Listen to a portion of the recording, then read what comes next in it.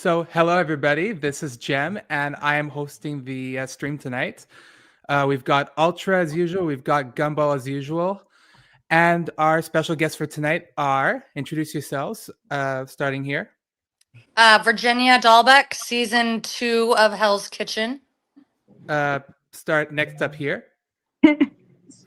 Sous Chef Gloria Felix on season 4 and season 5. And over here. Ashley Nickell, season 15 and season 17.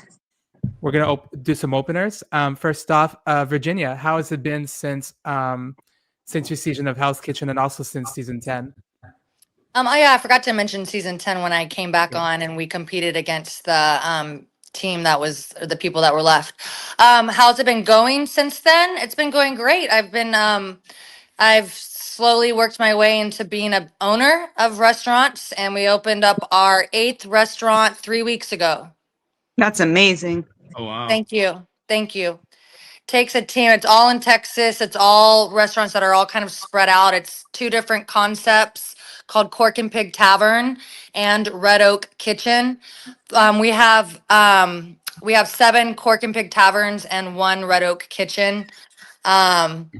But yeah, it's been going great. Besides that, I've been trying to stay, keep a healthy lifestyle, have healthy hobbies, and kick some major butt with pickleball, to tell you the truth.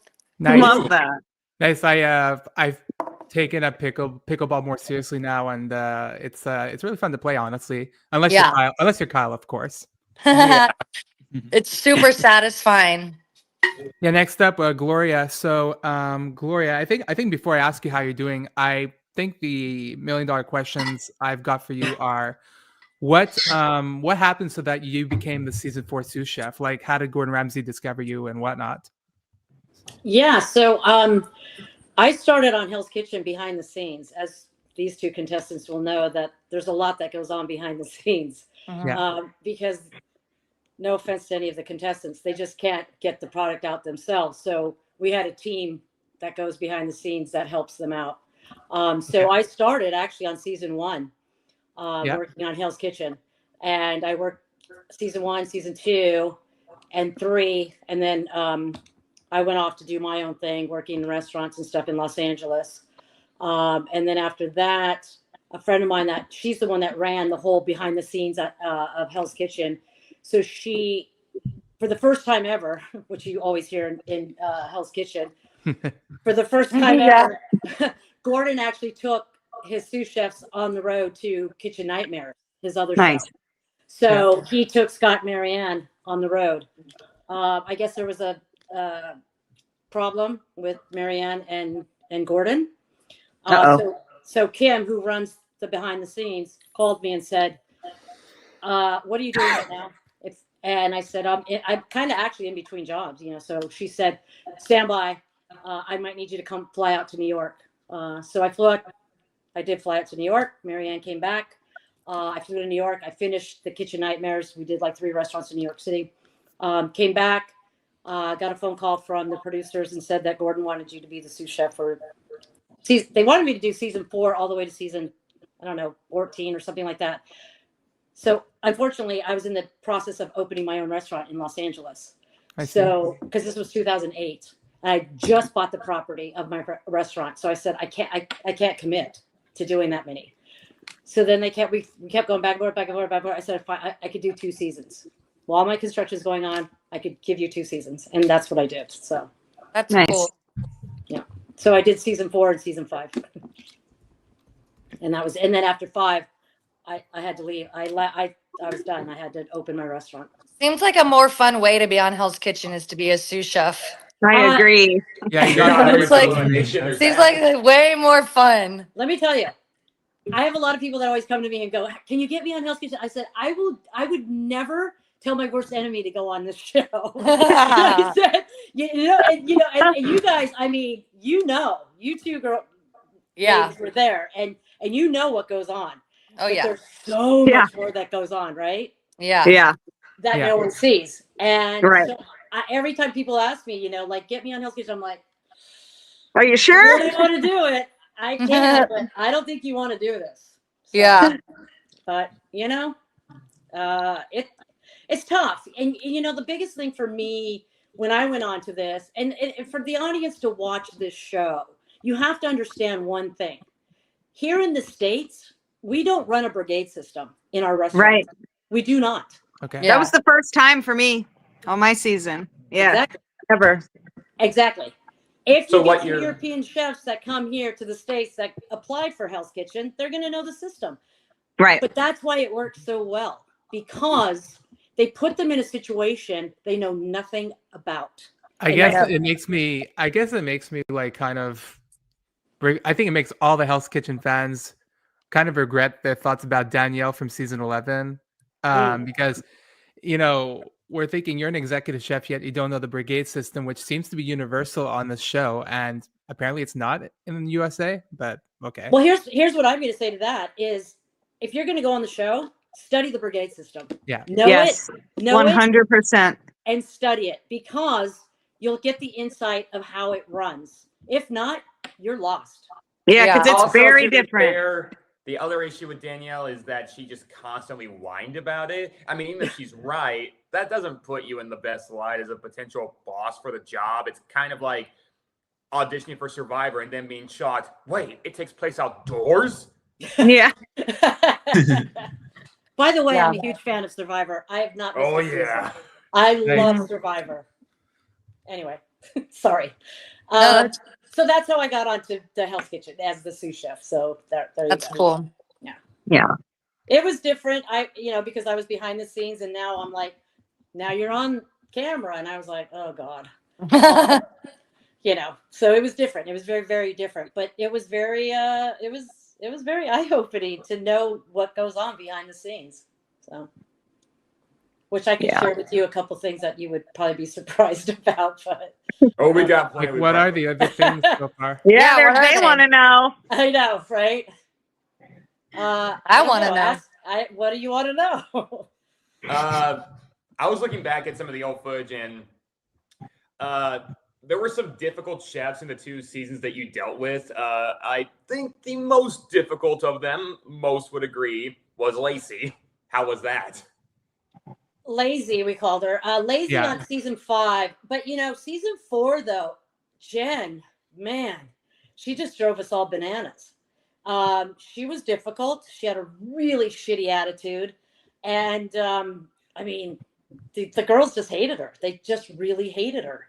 And so here's the one thing I'll say to you. When the sous chefs are on set and on camera, we all have an earpiece in our ear. I don't know if you guys know that. Yeah. Mhm. Makes sense. Right. So we're being told, from producers what to do, go here, because there's cameras in the control room, about 1,000 cameras, because on the set, there's thousands of cameras all over the place that are following the contestants everywhere. Every single move they move, the cameras are capturing everything. So there's earpieces in my ear, and I go to one producer, and she's constantly talking to me in my ear the entire time dinner service is going on. So I have somebody talking to me during dinner service, and I have to pay attention to everything else that's going on. So it's so chaotic. Yeah. I bet. And all the sous chefs we're just a bunch of tattletales. We're just a bunch of, snitches. That's all we are. So we're glorified sous chef snitches. What are you snitching? Are you snitching it to Gordon? You're like, oh, this one, she's really weak on this little area. Like, what are you snitching? Sorry to cut in. No, it's fine. No, if there's something going on, because there's cameras everywhere, one of the producers will say to me, go look at so-and-so station. She or he are burning thing, blah, blah, blah. And you'll see me walk over sometimes. And I'll see it. I'll go to the pass to Gordon, and I talk to Gordon. I go, Andrea's burning all of her beef Wellingtons. She's throwing them under her station. Go look. And he beehives over there. Oh, gotcha. Yeah. I hope nobody from Hell's Kitchen is watching this podcast. I think there are some people. I mean, usually there are people who come to these streams like that. Whatever. I love it. I think there would be a little bit less today than usual, but even then, like, it's My non-disclosure's been over for many years. Yeah, honestly, Yeah, it's so been is over for mine. many years. And number 2, Mine was is only like, 5 years. Listen, if they want Mine was 10. But Mine was 10 years. There you go. Mine's like 25. Why would yours be over so much later than Virginia's? I was on twice. I mean, she was too, but I don't know. I have no idea. And I think Things changed. season 2 might have been different owners of the show, and they sold it. If I'm Probably. not mistaken. I think it's also a question of time. Like maybe the laws were different in 2005, 2006. I don't know. Yeah, maybe. That's possible. Yeah. Virginia, you were there with Marianne as your sous chef then. Yeah, and then I actually lived in New York, and so did she. And so Yes. Yeah. the winter, Heather and I and Marianne went and partied one day and I love that. we got really drunk together, all of us. Good for you. Okay, so that was easy to ask. And I guarantee you, she told you a lot of shit. No, and in fact, I felt like she really didn't like me. Like I feel like I was just there because I was friends with Heather. Like she and Heather wanted to hang out, and Heather and I were hanging out the same night, and so but I don't think she. I mean, I got the impression she really didn't care for me much. Oh wow. Mm. Yeah. Oh, That wow. would her loss. Thank you. And the other sous chef Scott, gosh, he was so mean to me. But on the show, I never hung out with. The only person I hung out with outside of the show was Marianne one time when we partied that one time, Heather a couple times, and also Sarah, as a matter of fact. Yeah. Mm-hmm. Yeah. So what do you? Oh yeah, I guess we could talk about that too, because I was about to lead into like what was two questions, I guess. What are Marianne and Heather, two women that come across as like really serious, really hard, tough, whatever? What do they come across as when they're drunk? And number two is what's Sarah like in real life? Like I'm kind of curious as to honestly, the process when they're drunk, Heather's really cool, but Marianne, I'm not even gonna lie, like, she kind of like passed out at one of the bars, not gonna lie. But she's tiny. She is a tiny little thing. And we were drinking all freaking day. And then and like Heather's super cool. She can handle her booze. And then Sarah is a rolling stone. She is always doing something, hanging out with somebody, doing something different. I don't even know what city she really lives in because she's always moving around, always traveling. She is a lot nicer and, off of the show. She and I had a weird relationship on the show, but after the show, all's well that ends well, and she and I became friends and hung out a couple times, but she's very chatty, very talkative. Yeah. Normally people think that you're cool because you're on Hell's Kitchen. Some people are like, all right, I've had enough. I need to get some space from her. Like I can't hang out anymore because she's very talkative. But cool chick.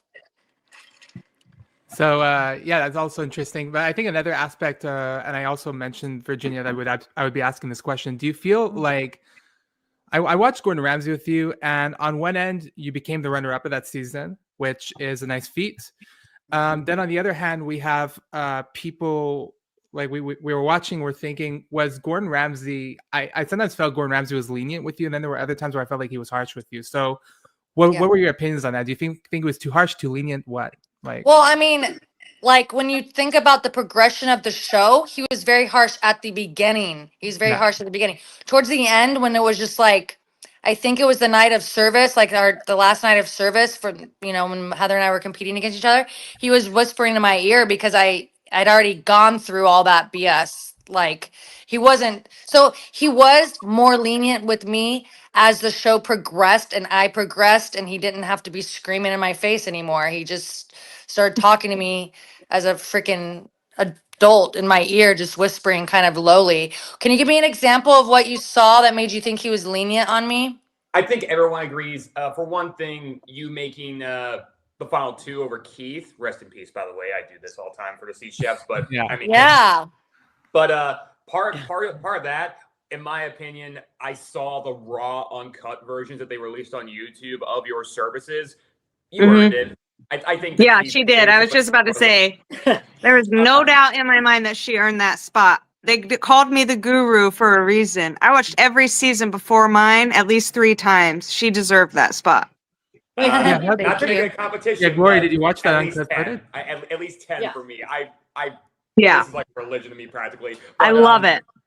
But so yeah, Virginia, and the other thing that they probably gave you a little flack for, even though, come on, the show made this obvious, you having immunity at the Final Four. I mean, you earned it. as the reward. Now, I will concede, candidly, you had the worst service that night, but you had immunity.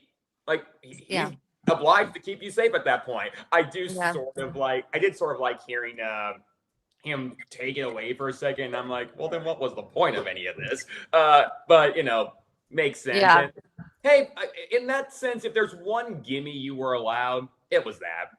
Totally. Yeah. Also, I think some people in the feeds are probably going to be remiss we don't bring this up, but Flynn Masters, the one person amongst our group who isn't here, for pretty inexplicable reasons, has you as his least favorite chef from season 2. And most people don't get it. I'm among them. I'm like, why? Virginia's fine as a personality. Like, I liked you quite a bit. And thank you. The short version for him, he doesn't dislike you.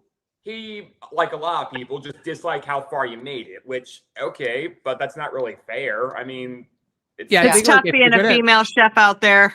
Yeah. It's tough out here. I think if you don't like most of his and my least favorite chefs, guys. There are a couple female chefs I dislike. I did not like Sarah in your season at all. It's not even for how villainous she was. It was just that she just kind of annoyed me as a person. And you like her, cool. I'm not bashing her. I'm only saying what the edit gave me. That's all I got. Totally. If we're talking real people, the different story. I was actually thinking about how someone pointed this out, Scotty Lewis here. And this was like a good fudge. This is an actual shower thought that I had like about a week ago.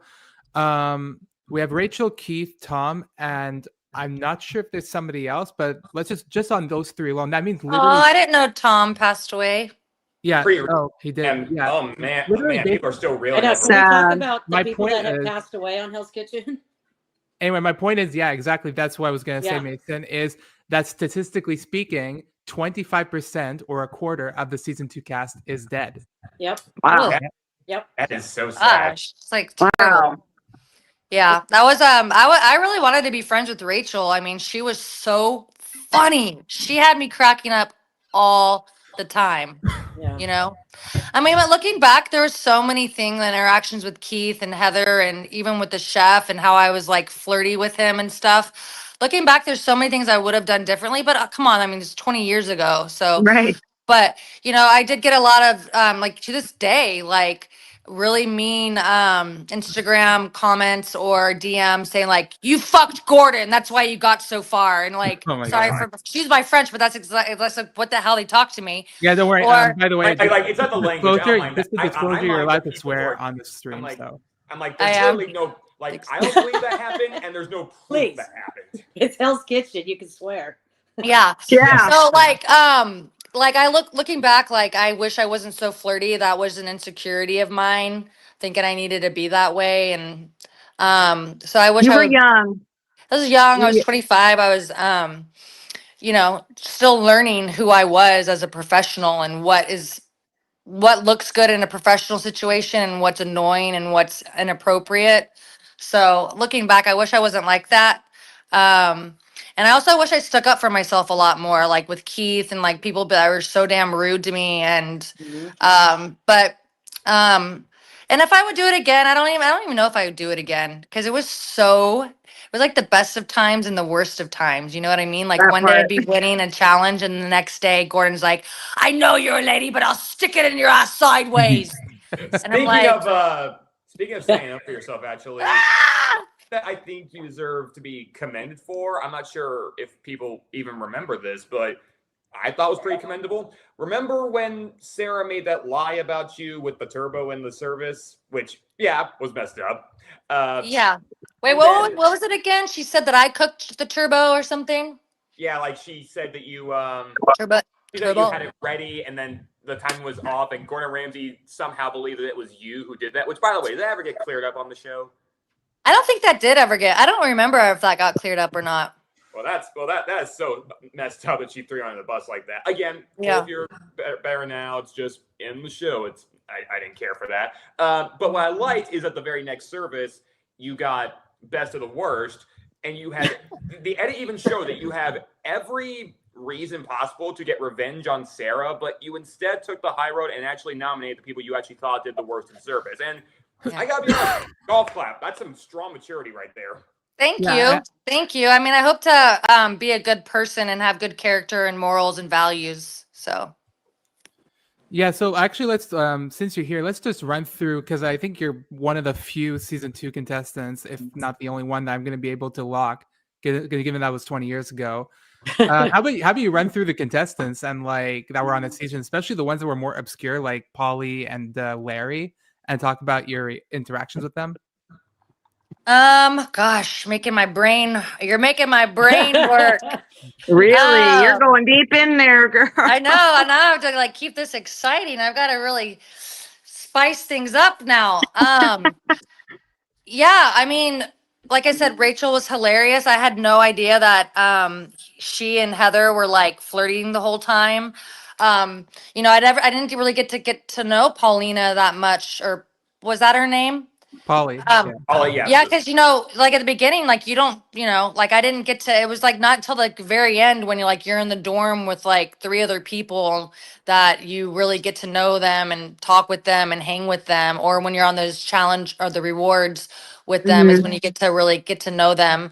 But I mean, I really like.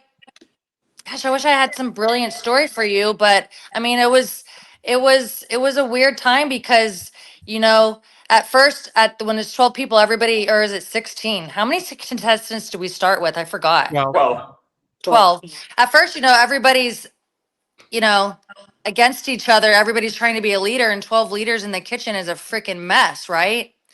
So towards the end, like, Sorry. I don't know where I'm going with this, but I don't know where I'm going with this. I'm messing it up. A lot to keep track of, I think is what you're trying to say.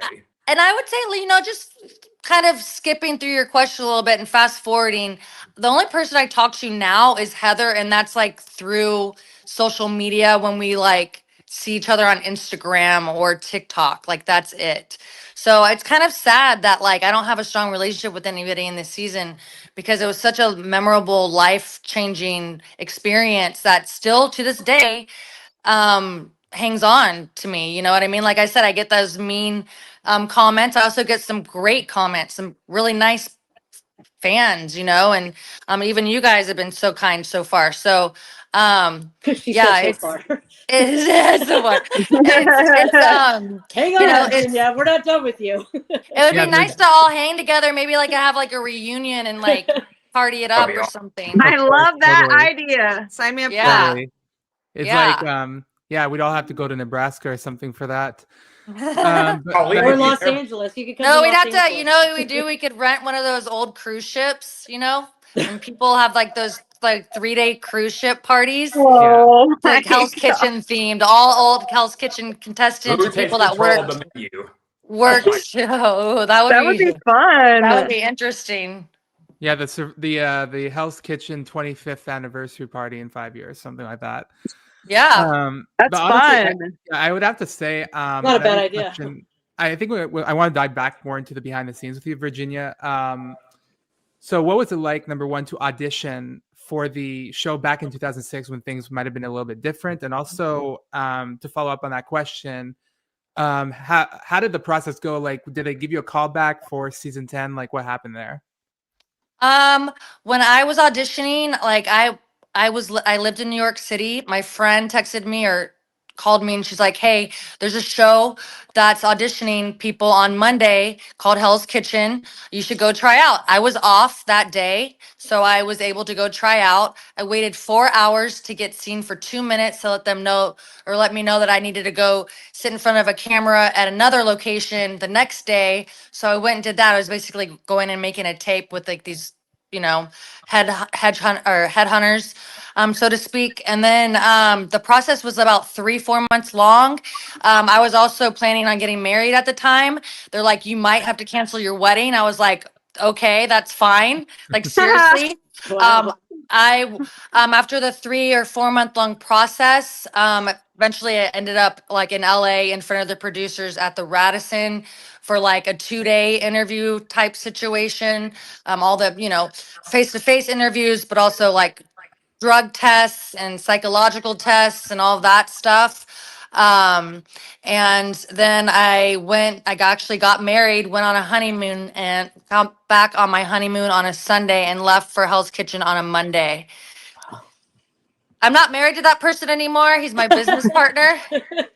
Was this the same guy that you were dating during the show? Because I remember there being that was my brand new husband. Yeah, and I remember because we're freshly married, and then like we couldn't talk to each other or see each other, for 28 days. Even though I think he came on the show twice.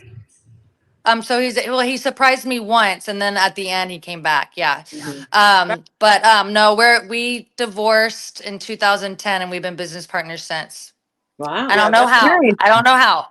When you said earlier that you were a little flirtier back then, I'll be honest. Like, while I did notice that, nothing about that bothered me. I've seen other chefs be a lot.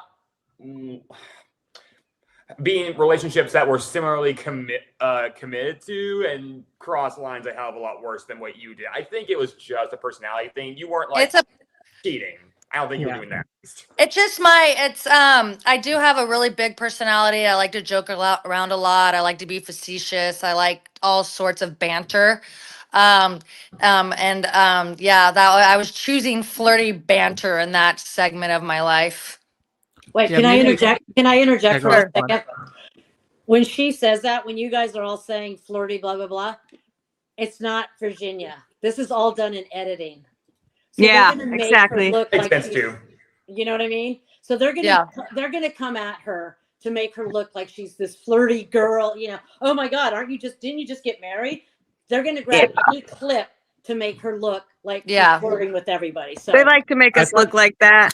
Yeah, because I honestly have to admit, like, as much as he's forgettable, like one of my favorite moments of season 2 was just that scene where like Larry was in the hot tub with like 2 or 3 women, and just like he talks about. I'm not sure Virginia was one of them. But like, look at her face. Oh my God, my weakness is woman, man. Like I know. And then I'm like putting sunblock on my chest on the yacht, and they're like zooming in. Yeah. So, and then maybe they already had pegged me to be that a little bit, because like when we did, they came out to Lupa, a restaurant I was working at, Mario Batali's restaurant in New York City, to do a bunch of, to film a bunch of little things for the intro. Right. And they're like, okay, now look into a pan and put lipstick on. And I'm like, okay. Oh yeah. Oh, was that what that looked picture into was? a pan and put lipstick on. Like, who the hell does that? You can't even see I'm about yourself. to say, like, even I'm like. But you're not going to think about it because they're telling you what to do. Right? Yeah, because that's one thing. You were right. Like, what they do is they pick people that are extremely passionate about this life and being in the culinary world and owning their own restaurant. But I didn't know what I was doing. So they pick people that like are very passionate, but also very green in a sense. Like me on a meat station, I had never worked in a meat station. Honestly, I worked in restaurants for about 8 months when I went on the show. Wow. And thought I knew everything, of course, because in your early 20s, you think you know everything anyway. But, I'd graduated culinary school. I'd worked for Mario Batali. I was living in New York. I had a big head on my shoulders. So it's kind of, To your credit, 8 months is 5 months longer than a certain other chef that somebody in this chat would be familiar with. Yeah. Gloria. Everyone knows who I'm referring to. We'll get to that, I'm sure. Yeah. By the way, Gloria, yes. You mentioned somebody in the comments mentioned Robert possibly missing his wedding for season 5. I don't remember the details, Gloria, but you saw Robert. You were on season 5. So did he miss his wedding for this season? He did. I see. That's hilarious. Yeah. That's crazy. I wonder what kind of wedding it was. I wonder how expensive it was. I wonder like what that meant. I mean, it was, I don't know if the show may have been like, here's some money, but I don't know. Yeah, get your deposit back, here's for something. your deposit or something. But he did miss his wedding. Yes, that is I think it's really bad that he went out with the injury the way he did, and had to have everything postponed the way he did. Also, I'm just like, this all sucks. But I think, I think it just adds fuel to the fire now. Like when you think about that hilariously funny but sad reward where he goes on a boat because he can't make the plane or something, and then all of a sudden it's like he arrives and it's like, oh, you have to go back on the boat now. Time's up. Yep. No, it was, and he was such a sweetheart. That I mean, the biggest teddy bear in the world, that guy. I mean, he's so thin now. I don't know if you guys. Yeah, I was going to say, he looks fantastic. Yeah, he looks now. amazing. He does look amazing, and good for him. And but he, this guy wore his heart on his sleeve when he was in Hell's Kitchen.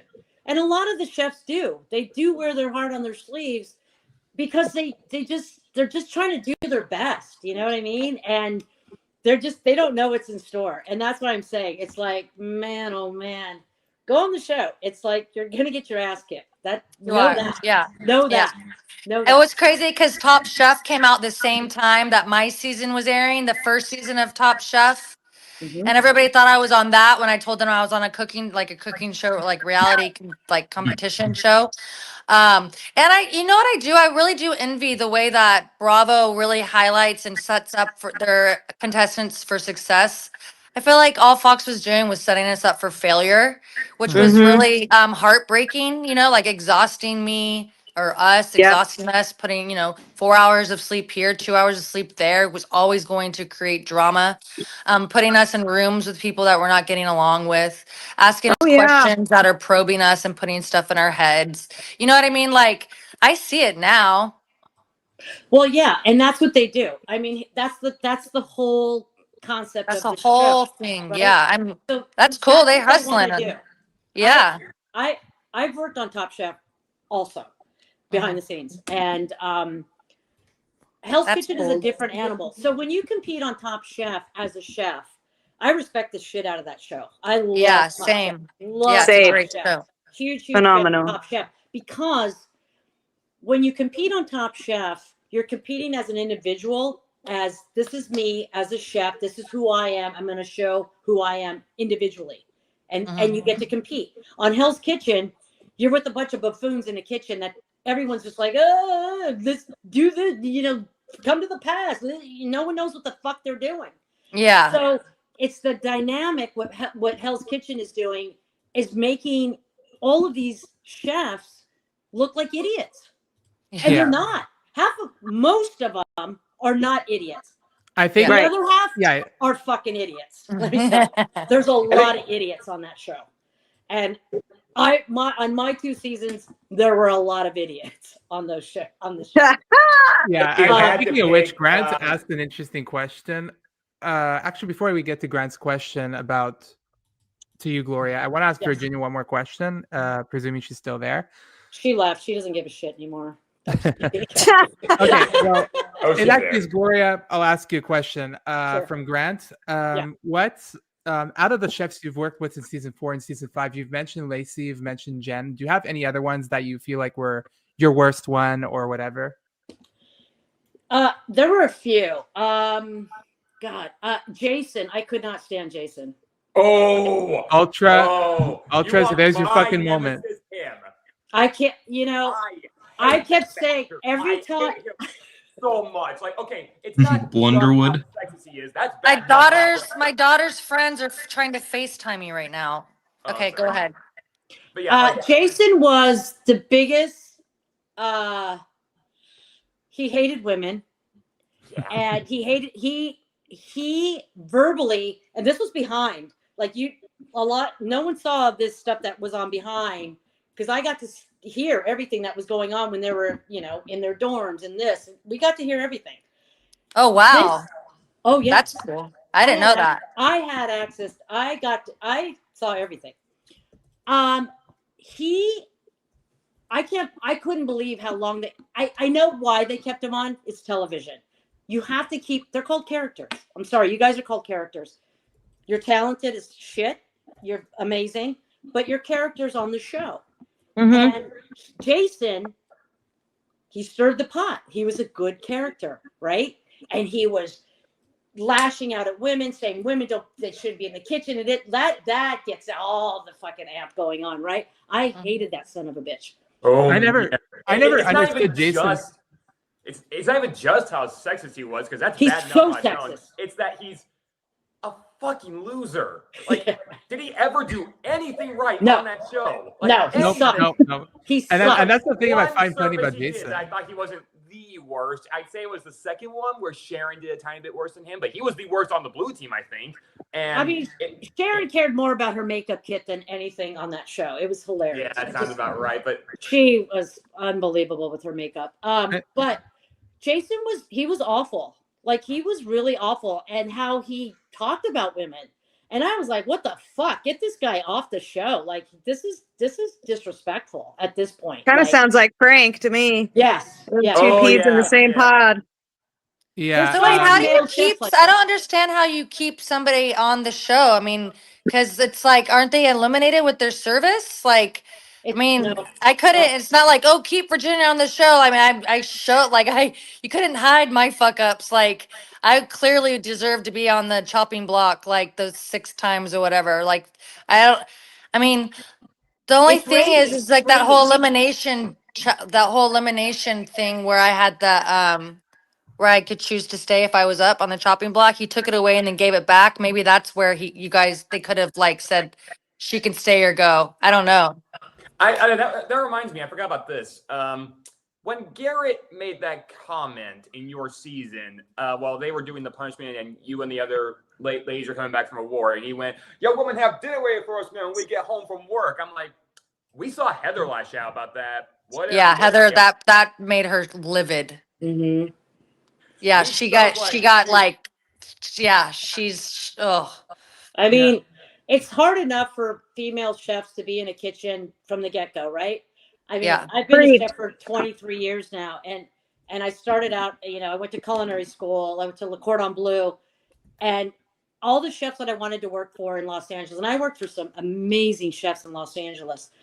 Going into their kitchens, I knew I wanted to work in a lot of female-driven kitchens because I'm like, female-driven chefs, and going in and working for male chefs the dynamic is so different. I mean, we all know the jargon of, oh, women should be in the kitchen barefoot and pregnant, right, Virginia? This is what I don't understand personally, Gloria, is that, it's one thing for men to be sexist sometimes when they're, let's say, doing a construction job or whatever. I don't know. But when it's a kitchen job, it's like, isn't the entire narrative of stereotypical sexism against women All the that they time. should be in the kitchen, Yeah. that they should be better than men in the kitchen? That's what I'm saying. But not in a That's why professional always one. say- men We always shouldn't be say- in a professional one. We Right. should be in a home one. That's right. That's exactly right, Ashley. And Yep. so when men say that women should be barefoot pregnant in the kitchen, I'm just like, well, no, you fucker. I'm in your kitchen now, and I'm not pregnant. No offense, but I never was pregnant. But I'm like, I will go head to head with you in any kitchen. Like, let's go. Let's go. Let's Yeah. go. But Oh, Gloria, yeah. this You is would a kick serious his ass, question. I'm Now, sure this of it. question here, I would 'cause take Jason on like nobody's business. Jason I would is go head to active. head with that guy. Yeah, What? but no, I really want this. Jason, I want to, not Jason, Gloria, I wanted to invite Jason at some point on this podcast. You should. And if I could bring you on just so you could have, Ooh. a debate with him, that'd be funny. Like, You would have to keep me off because I'm sorry. I legit do not think there's anything remotely redeemable about that guy. Like, I don't know these people off camera. Maybe I'm wrong. Maybe he's somehow turned his life around. I hope he has, but I need that. I hope, you know what, to be honest with you, I hope he went back and watched that season and what a fucking asshole he was. Oh, most people are aware of it, But I don't know if he did. Again, it ain't just that he's an asshole. It's just like, oh, you have all this ego say that men are better than women in the kitchen, and you suck. and on you're top of that, the not. dude is like, here's the thing. I don't mean to discriminate against people's appearance, but like, dude's bald and he's like 4'5", no? Like, Oh yeah, there's Yeah, some. he's like a fucking elf working in the kitchen. I'm like, and I used to joke about, I talked so much shit about him. It was hilarious. I hated that guy. I know he knew I hated him, but I personally, look, if you're good in the kitchen, I don't give a fuck if you're a man or a woman. If you can get the job done and you can produce good food, I don't care. I don't care. You see, that is the thing. Like, I don't approve of what Frank did in your season, Ashley, at all. In fact, I'm happy. He said she only won because I lost. Ugh. Yeah. That's the thing. Like, I hate him, but I love. I won that because one I whooped dumbass your Tony ass. that Makes him look like such a fucking ass. But otherwise, he could produce. So I'm not saying Yeah. anything he did, but it's better than Jason, who couldn't do shit. Yeah. Yeah. But Frank, Frank was actually like decent enough to make the gift face. I agree with that, even though he did have sexist comments. But yeah, Jason for me was just. He I was know awful. Ultra hates watching Jason, but I loved watching Jason because it was Yeah. watching it was Yeah. just the irony. It Yeah. was the irony of the whole situation that was funny for me. And why do you think Hell's Kitchen kept him on? It Yeah, was good exactly. television. That's He the was thing. good. I always speculate. And would it he kept have the actually rating. gone It kept the home? ratings, right? Like keep them one more day, so people keep watching and see what the fuck this guy's gonna say this time. That's reality TV. I really didn't know that they did that. I honestly didn't, because people asked me that, and I was like, I no. I mean, it's real as heck. I mean, obviously, they manipulate it and exhaust us and control us, but like, I didn't know. I didn't know that. Hey, but you know what? I've stayed a little past my time. Do you guys have any other questions for me? And also, I'd love to connect with you guys on Instagram. Yeah, absolutely. Oh yeah, where can you be found on Instagram? Oh crap! It's Virginia Dalbeck, Yeah, Chef Virginia Dalbeck. That's why I'm on my phone, because you know what happened is I deleted my notes with all of my passwords. Like on my phone, my notes, passwords, all gone. Like years Oh, of no. passwords. I know, Oh, like the worst no. thing I could possibly do Oh, is delete shit. my password. So I wasn't able to get on my computer, so I'm on my phone, and like I don't know. But my username is, well, I can't find it. Well, it's Chef Virginia Dalbeck. That's But it. Virginia, We'll find honestly, you. like We when can I probably found you on work that. Instagram, it's not hard. Virginia Dalbeck. I think you're like the Kim only knows how person. to find I think you. you're like one of 5 people in the world named Virginia Dalbeck. So it's like, Really? yeah, well, I Yeah. mean, I don't know, but like Virginia is not a common first name. Dalbeck's not No. a common last name. It's So. it's I guess common-ish, like not very common, but not uncommon either. Dalbeck is a little bit less common. For me, as a last Virginia name. is like the female version of Sheldon. It's like you could argue it's a sort of common name, but when you think of the name Virginia, you think of one person. When you think of the name Sheldon, you think of one person. You know what I mean? Me.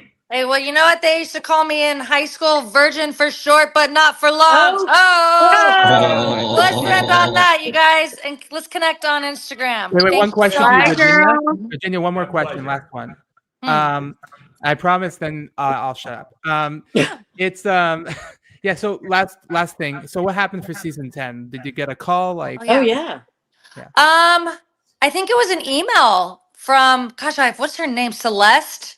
Gloria, do you remember her name? The casting producer girl with the curly hair? Yes. Celeste. Yes. I don't know.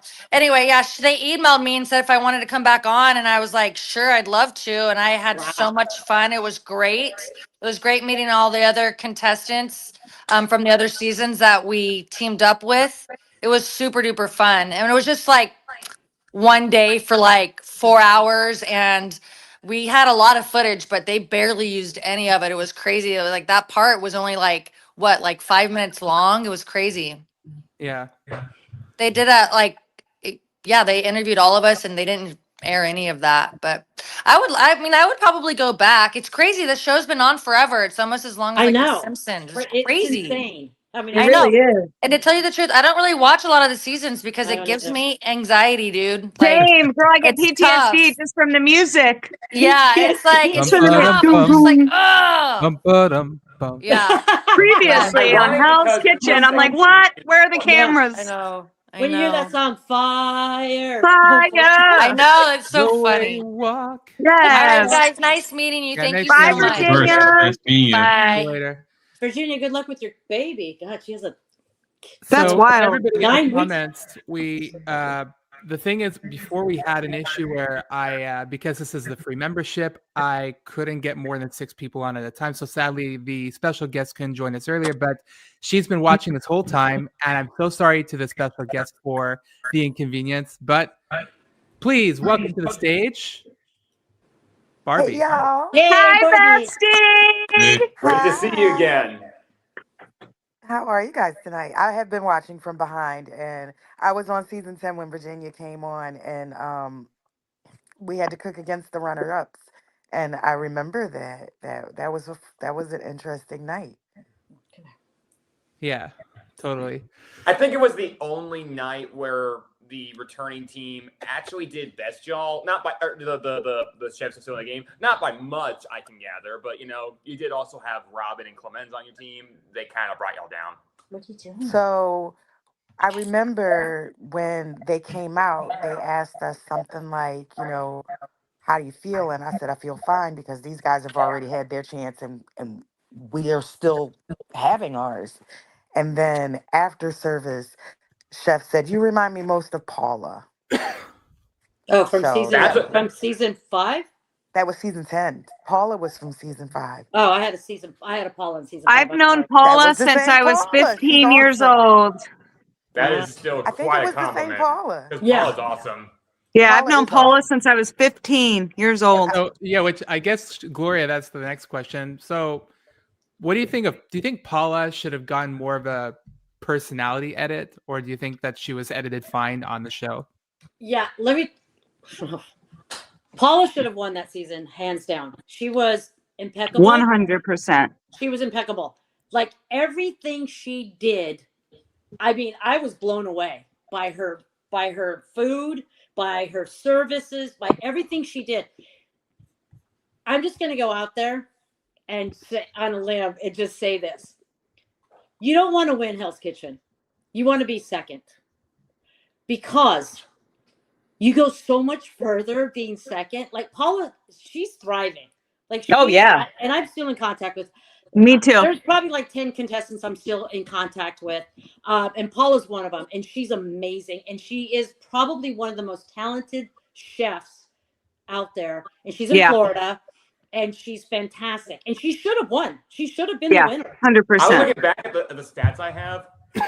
If we're going at least by reward challenges, you're absolutely right. She was definitely better than Danny because, I mean, for one, he had the banana signature. Oh, fuck off with that fucking dish. That was the bullshittest dish I've ever. I mean, Oh my God, Gloria, I love it. It was a really good moment, though.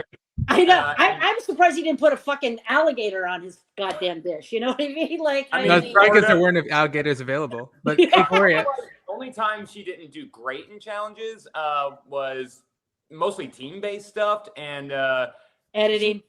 She didn't win the final 4 reward challenge or the final 2, I guess. But I mean, it's not like she sucked. Just like Danny did a tiny bit better. That's it. Danny was awful, and again, there's a lot of shit that no one saw that what she did because they're not going to show it. Right? I saw it, and I knew she blew him out of the fucking water. He was horrible. She, hands down, was the best chef on that show. She should have won that season. So what did Danny do that was not shown on the camera? I think it was ratings and they saw ratings and people were following and they loved Danny and he was like this fucking, backwoods guy from Florida that, a hick, and he even came out as a hick and he said it himself, and he was the fan favorite, Yeah, but Gloria, what I mean is, what did Danny do off camera that would have been classified as a mistake? Did he overcook risottos or what? His food tasted like shit. I mean, I think there's an agenda, to be honest. I might. It's all political. It is 100%. It's political. There's agendas on who they want to win. As much as they say that the show is reality, it's also perception, right? Oh yeah. How they want you to be perceived and how they want you to be perceived. Because if you look between, you can look between and you can see, like on tonight's episode, Alexandra threw the stone and then hid her hand. She was a bully to start, and then when she got bullied, she stood there and she cried. I mean, I think Barbie and Ashley, I think you might understand this too, as being contestants on the show. There's a lot of stuff that you guys don't see, right? On Hell's Kitchen. Mm-hmm. These 2 women on their teams, they're in the kitchen prepping all day long. That's not shown. And they get conflicts. They're fighting during that time. It's not aired.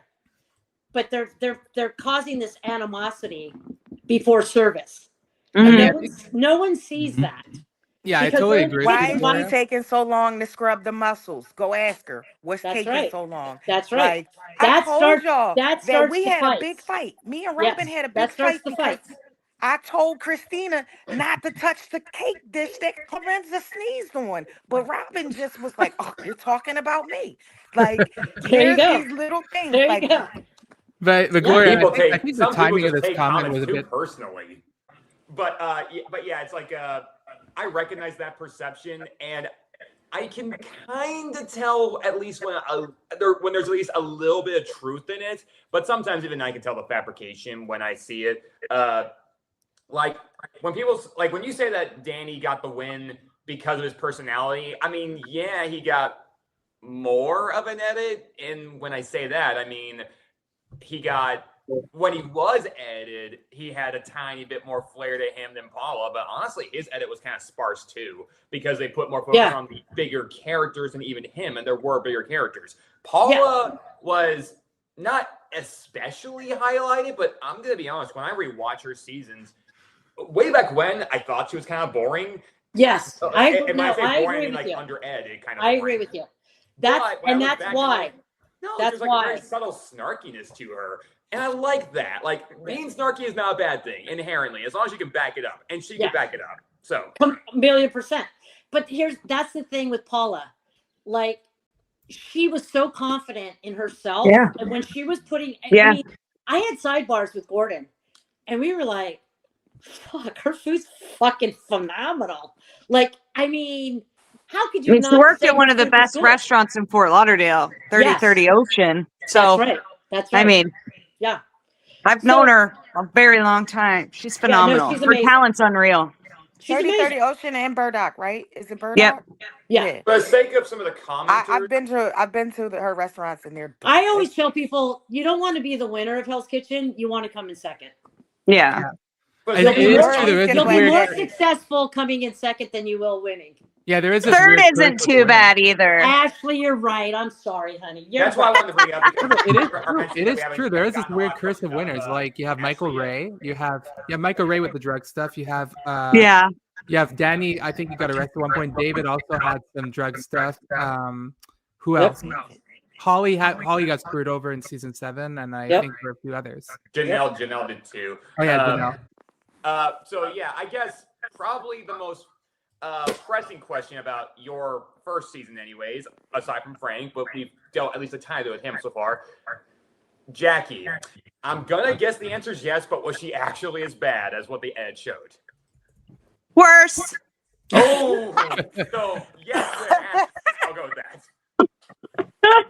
Well, like Gloria was saying about the fighting, that one fight I had with Jackie, and I was crying on my bed with Jared, and like that fight was 35 minutes long of her screaming in my face, telling me she was going to kill me in my sleep, that that I need to sleep with one eye open, and she slept across from me. So here I am, like freaking out. This girl is crazy. Oh yeah, she wasn't like Jackie. I was surprised. Ironic that her exit interview said that she didn't get why the team was so scared of her. Like maybe they thought I was going to kill them all. I have no idea.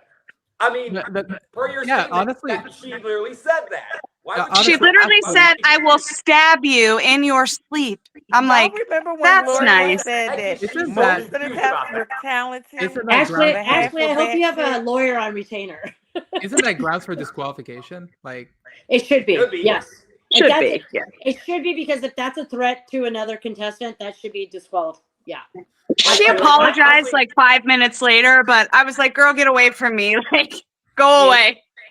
But like, Jackie, I really disagree with a lot of people watching. But I heard from hearsay that that they were going to remove Jackie after that, but then Kristen said, "No, I want to beat her out." Do you know if there's any truth to that? I honestly don't know about that. I don't know. I think that she should have been eliminated immediately for pouring that ashtray on Kristen. That was very, very disrespectful and dangerous and gross behavior. Mm-hmm. And that is just like unacceptable to me. She should have been kicked off for you know, screaming in my face, threatening my life too. But I mean, it's a television show. They want the drama. So Yeah, they'll but keep it as long as possible. then that's negligence too. Yeah. I mean, You know what I This mean? falls in a similar camp to Jason Underwood. Now, granted, Jackie is ever so slightly better than him, at least as a chef. Yeah. Like not by a lot, but tiny bit. But I'm gonna be frank. No pun intended. There are several services in the beginning stages I'm looking at where I'm like, Jackie, you perform the worst in so many of those services. How are you not getting nominated in some of them? Was there more context behind the whole ashtray thing that we don't know about?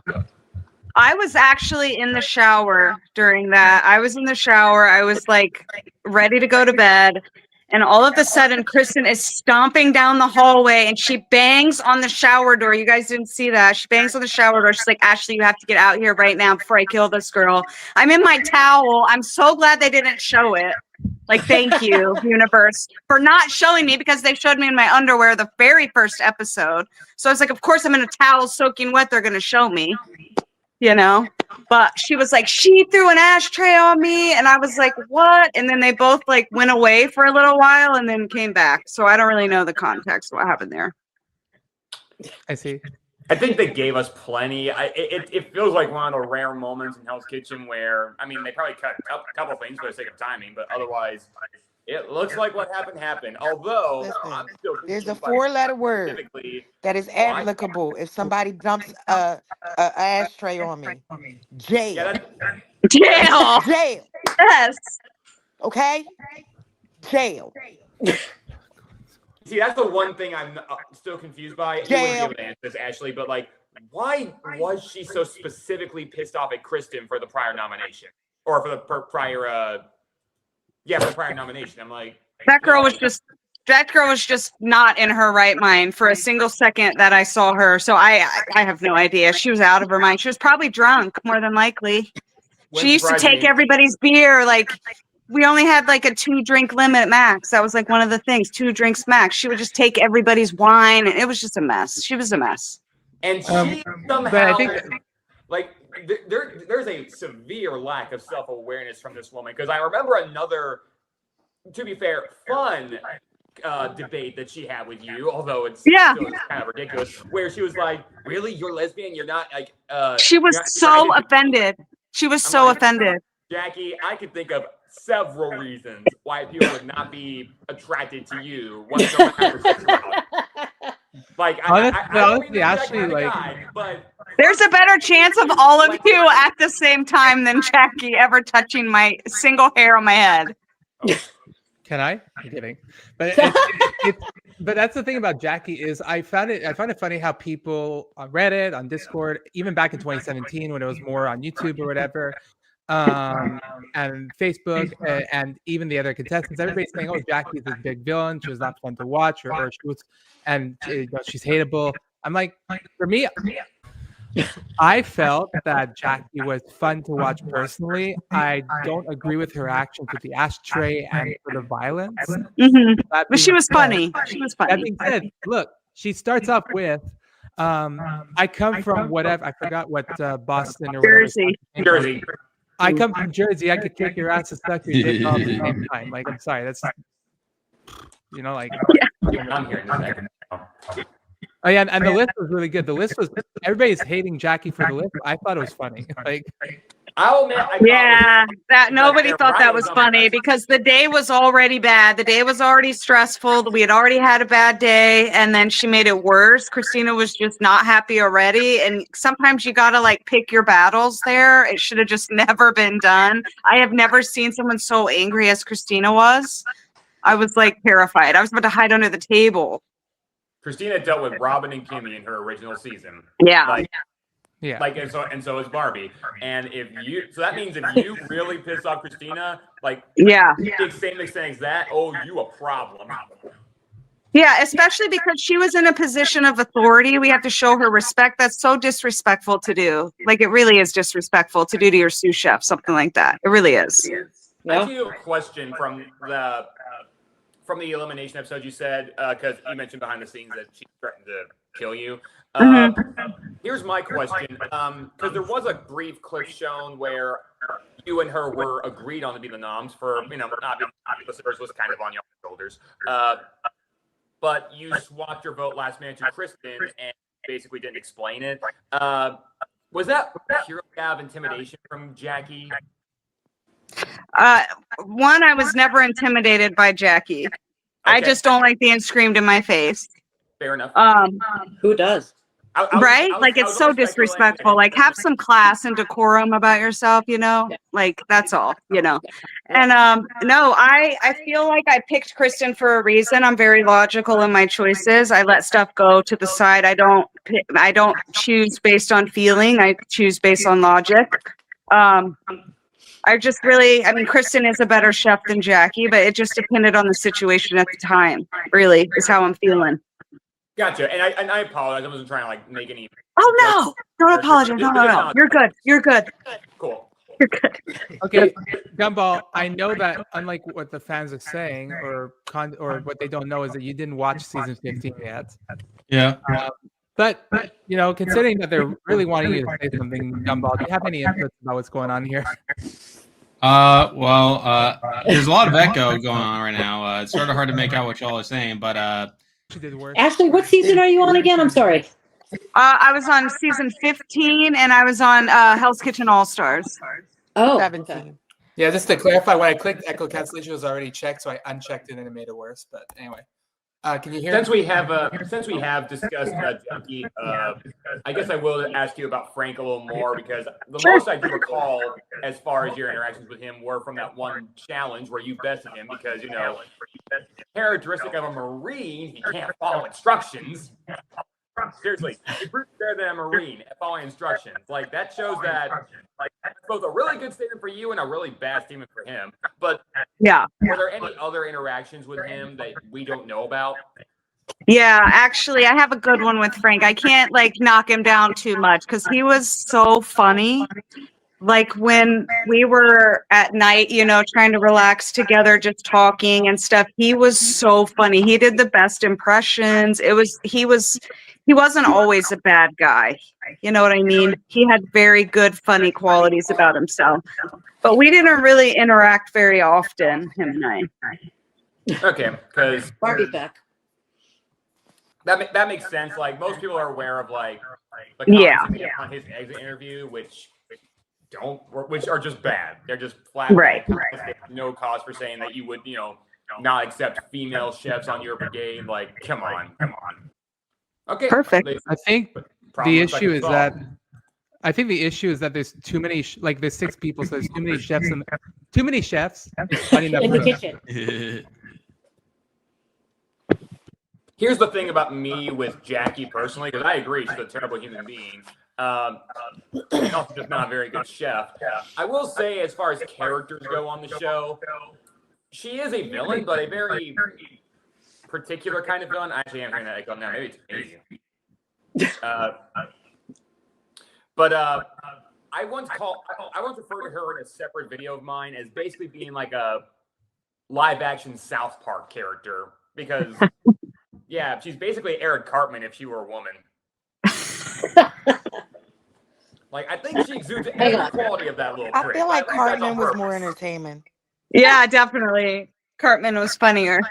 Yeah, much funnier. And, he's a kid. Tolerable. Like, I'm not saying that makes what he does okay, but, yeah, you could grow past that. Jackie was in her, 20s, 30s? I don't remember, but I think Cartman is different because I know he's a cartoon character. It's just a joke, but like the difference that Jackie might threaten violence, but Cartman is actually a psychopath. Like, yeah, he did murder 2 people and chop them up into bodies, chop them up into 2 just because he wanted to get revenge on some other teenager or something. I didn't see that episode, but I've seen that meme. I'm like, was he just joking when he said that, or did he actually do that? He did. Because that is pretty fucked up. Like, in a way where the idea is you're supposed to react to it, obviously. Like, it's not just shock humor for the sake of shock humor. Like, the joke is like, oh, no, he actually went that far. So there is that. But I would love to see a South Park because I've always fantasized of a South Park Survivor, but I'm thinking, how about a South Park Hell's Kitchen? And Carmen gets yelled at, and Carmen says, "I don't understand." Like Gordon Ramsay was yelling at me. There probably has been a portrayal of Gordon Ramsay on South Park. I think there was, and it was a joke about creme fraiche. He was going on and on about creme fraiche. There was one where I can already Penny imagine that pretended being really funny. I remember asking Barbie about this on a prior podcast, but I guess I'll ask you, Ashley, for your own perspective. What were your experiences with Elise, the only chef who, or one of the few chefs that people would probably put in the same camp as Jackie, as far as like really terrible personalities? Not Jackie and Elise. No way. No, Elise is so talented. Elise is very talented. And my interactions with her were like very limited. I was terrified of her. She's terrifying, to be quite honest with you. So I like avoided her at all costs. Yeah, because your first comment about Elise actually was, "She's the most hated contestant of all time." When Yeah, she walked I in made a thumbnail, a whole video about Elise, who for the record came out recently, and I realized I actually kind of love Elise in her edit. I know most people don't. And I love her. I think she's a badass. I do. I really do. And she has no nonsense attitude. I love that. I do. Yeah, I do like that about her too. And as far as characters who bring a lot of perfect for drama, television. I do love that. My favorite parts of her are just that she did get a lot of shit thrown her way, but yeah, she really did. She really did. Yeah. But yeah, again, being a woman is tough. Wait. She did throw a lot of shit though. She threw a lot. She didn't take a lot of shit. See, that's the thing. If you don't take she didn't take shit, she did. If you don't take, because I'm not a shit taker either. If you don't take people's shit, you can be also seemed like you're a difficult person. Yeah. Like I helped Elise a lot of times when she was crashing out. So, because she could cook. She was worth more on the team than her crash outs. Mm-hmm. True. I agree. So Ash, I have to say, some people are asking in the comments, what about Hassan? Do you think there was a reason why he was eliminated so early? Also, what about Jared? What's the relationship like there? And were there some early chefs that weren't showing up, like Mark, for example? Yeah, I mean, I'll address Jared first. We were besties on our season. We met each other, talked for the first time really on the airplane on the way home from Vegas when we were going for the first challenge where we lost and I was peeling all that shrimp. So he was my plane mate next to me and we talked forever and we were just like so close. He's still one of my dearest friends. I love him very much. Oh man, like Vanessa said, you're reaching into my brain. It's been like 12 years almost now. I love Hassan. I love Vanessa. I talk to Vanessa probably once a month, actually. We're actually very close after my season. Mark, I didn't interact with him at all. I don't even think I spoke 2 words to Mark. I don't even think we met each other, really. I think it was like in passing. I'm still close with Amanda. I'm still close with Eddie. I'm close with Joe. I keep in contact with most of my season, actually. Once and for all, just to shut this guy up. Gloria, do you know about the controversy regarding season 3 and JR? God, I wasn't JR. He was a forgotten contestant, if you will. There's images that show that he had a picture hanging on the wall. I think it was next to, I forget exactly who, but Tiffany maybe. It might have been next to Tiffany's in season 3, but there's like very little footage of him anywhere on the show. But proof that they did cast a 13th person for season 3, named JR, but apparently he was removed or something for some drama he had with another contestant named Joanna. It's up in the air, and we don't know 100%. That's as much as people have been able to uncover. They're just curious if you would know anything about that. I do, and I probably shouldn't say. Can you at least say it off? Still go a certain length, but okay. Yeah, no, they're she's scared. I'm not. I don't I'll blame take you, that to mean girl. at least it's. Don't do it. I'll Don't take- do it. Don't do We it. signed these contracts with our souls. Don't do I it. know. Look, No. Gloria, Don't do it, Gloria. I would impress you myself on this one, okay? If you really don't feel like you should be saying it, don't say it. No. Here's the thing. I'm not scared. Like, listen, I'm not scared of anything. It's just something that I think is probably unethical that I probably don't want to go down that road. But yeah, there was something, But I'm not going to throw that out there. I would talk to you, Jim, off camera, like and talk to you about it. But I'm not going to air that. Fair enough. Yeah. Yeah. Sorry. No, it's okay. No. It's all good. Like it's something people are curious about, but at least oddly enough, the less information you gave, the more it kind of gave us insight. At least that it was heavy. It wasn't just like nothing. But you don't have to be specific on air. Listen, if you want to ask me a million questions, I'll answer what you can, and I'll let you know. If I can't answer, I won't. But I will. I think I've given you a lot to go by. Oh, you have. Yeah. I'm going to give you one more thing real quick. On season 4, what was it? Christina and Petroza. What you guys did not see. Maybe you did. I don't know if they probably didn't air this. This is really funny. It wasn't funny for them. But you know how you guys have to go, the winners have to go to the door and open the, Yeah. Oh, this was so disheartening. And I'm going to share this with you. And no one knows this. So Wrong door open. Oh, I love this. Ready? For Go the ahead. first time ever on Hell's Kitchen, when Petroza and Christina were behind the doors. Look at Jen fucking typing like a motherfucker. Typing away. I love it. I'm alternate. Oh, sorry, you typing too. Okay. I don't care. It's funny. So we're all down there and we're like, oh my god. And I knew who the winner was. We all knew. We all didn't, but I did because of course, So Petroza and Christina were back there, and Gordon's like 3, 2, 1, right? And you fucking go with the doors. Petroza fucking bullied that door so fucking hard to open. He fucking jammed his door and both doors fucking opened. They never aired that. Okay, that is at least funny. That is very funny. Man.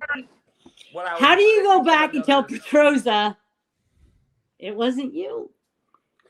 It's like I was about to say, was it like a La La Land situation where they were mistakenly calling the winner? Oh, we had to be like fucking like who fucked up the doors? Like why did the doors wait? Like it was just this whole fucking mayhem bullshit.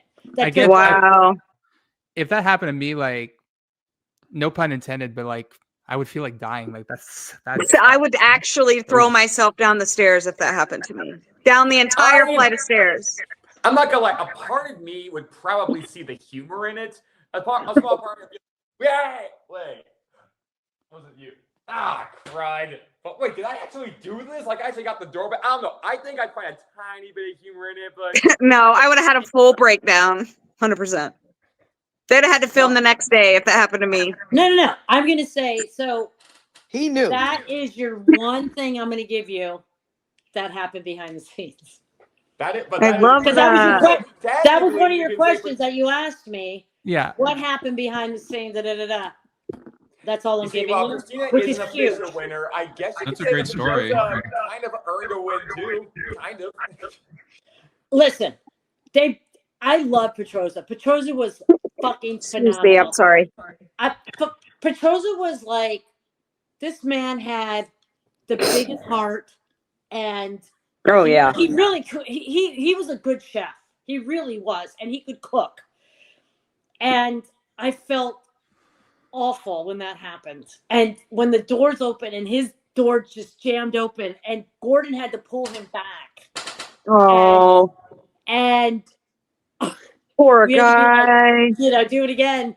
And Petroza knew because Gordon said, Christina's the winner, and Petroza knew, but it was like no one ever got to see that.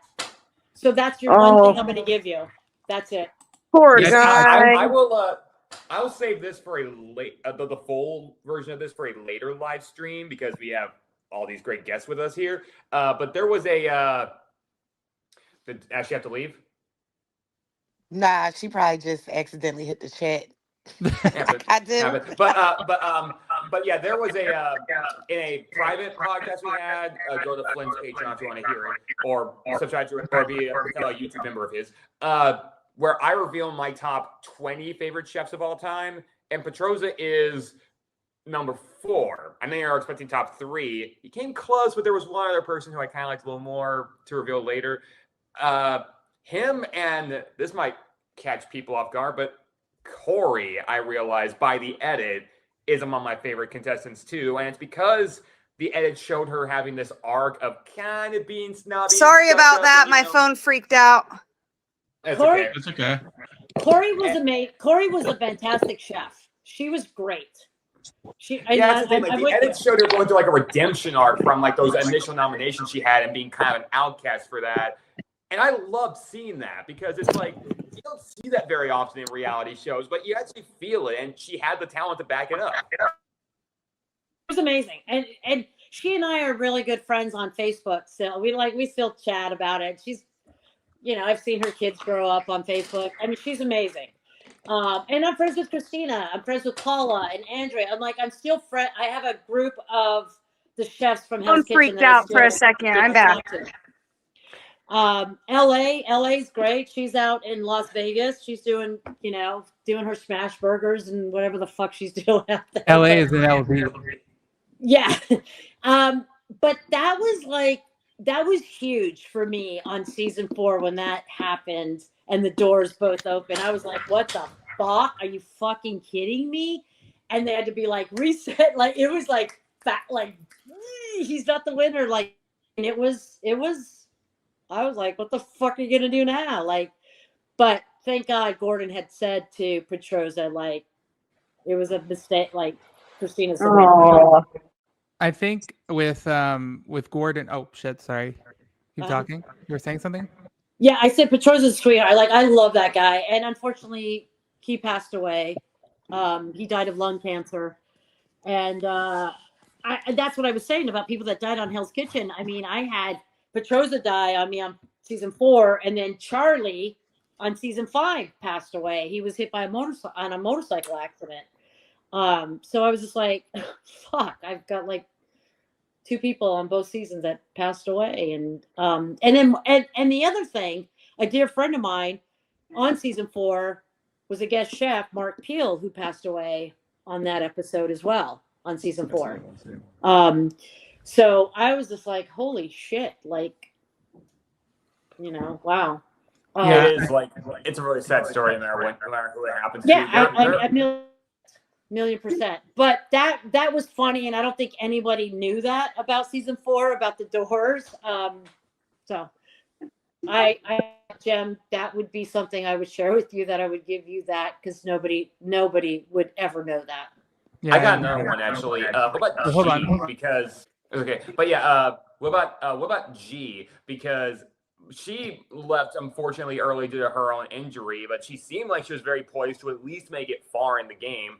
How do you think she might have fared had she not twisted her ankle the way she did? She would have gone far, because she was a solid chef. In fact, I just talked to her the other day. She's amazing. I mean, she's doing really well, but that is so unfortunate that happened to her, because it would have shifted a lot in that kitchen, the dynamic of her, because she was phenomenal. She's amazing. But that does sound good. Paula, by far, should have been the winner of that season. Tell me a bit, first of all, about Petroza. That completely sucks, and I'm pretty sure he said to Gordon Ramsay, "I want to stick you in my pumpkin that I made at the beginning for that." And just tell us a bit about Matt's exotic tartar. What are your thoughts on that, Gloria? It's funny about Matt, because Matt and I we're Facebook friends too, and we DM each other all the time. I talk to Matt. I actually really liked Matt behind the scenes. He wasn't. Again, he was portrayed as a fucking lunatic on camera. But he really isn't like that in real life. He's he's a great guy. He's married. He has a little boy. He's amazing. He's an amazing dad. And this is the thing that I'm telling you guys about characters. And you sign up for reality TV, you're going to get what you're going to get. That's a given. So anyone that goes on to reality TV, go for it. And don't fucking cry about it afterwards about how you're portrayed, because you signed up for this shit and they're going to portray you however the fuck they want to, right? And I have a tip. Be nice to production. Be nice to them. If they ask you to do an interview at 4 a.m., get up and do it. It's that simple. There you go. As much as they want to say it's not scripted, some of it is scripted. Yeah. And they'll never agree to that, but it is. They know. When you say, you mean like actual scripted script, like literal paper, like you're given sound bites that you have to say kind of thing? No. Things you Not gotta as repeat. not as extent. You repeat things. You parrot. You Oh. say something and you can't take it back. And if you're like me and you don't use certain words, when they come at you, you say, I would never say that. Barbie did that a lot, and they came after Barbie a lot about that. And Barbie didn't say some of the things she didn't say, but they were just like, they came back after things before. Oh, we're going to bring this back. That Barbie said this, and she never said it. Right. But it's not in that context. Like I know that context.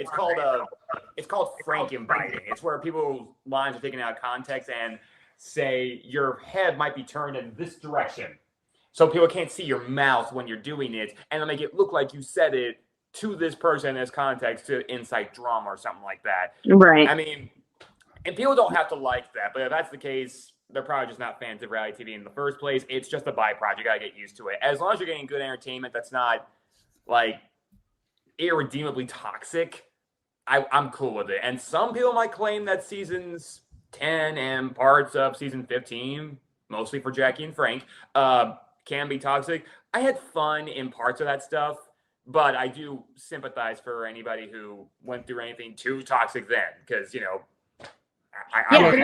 let me tell you something. Some of these contestants are toxic, and that has nothing to do with the show. It has nothing to do with Hell's Kitchen at all. They came there like that.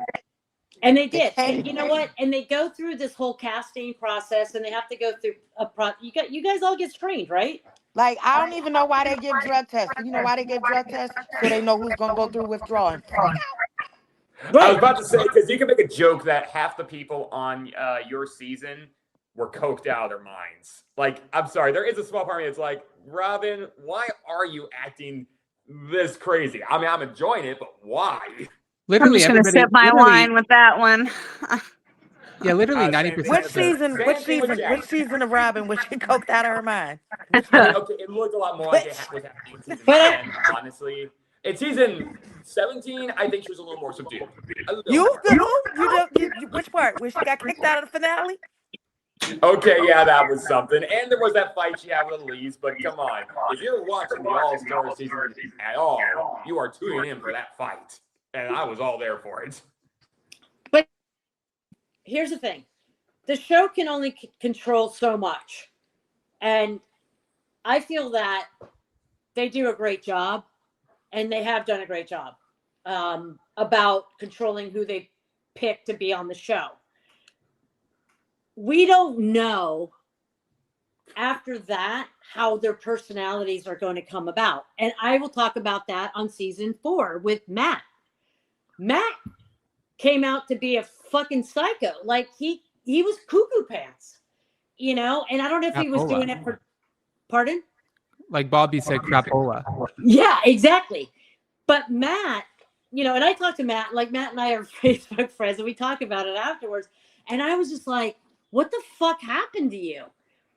What happens is when these contestants get on a show like this, they're not used to this, right? Yeah. It's different. You're in a different element. So you're put in this whole completely different element, and you don't know what you're getting into.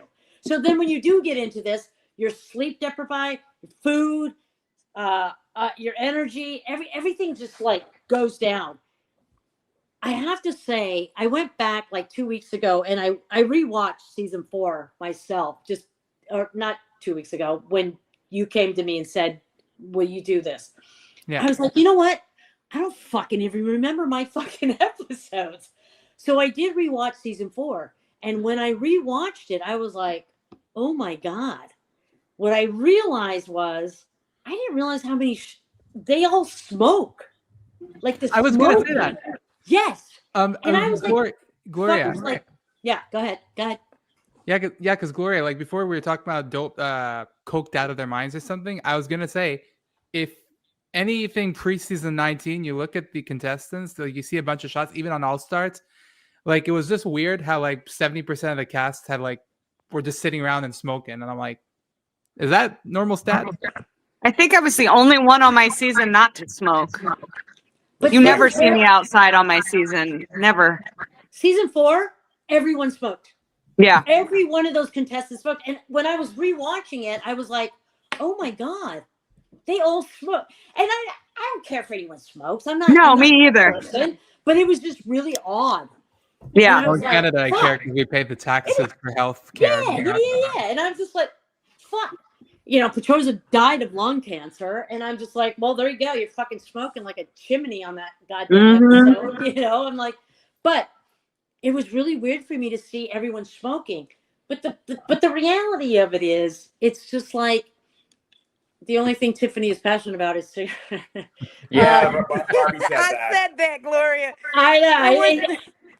Fuck my fingers. Same with Jackie. Gordon asked her what she had for breakfast. She said a Red Bull and a cigarette.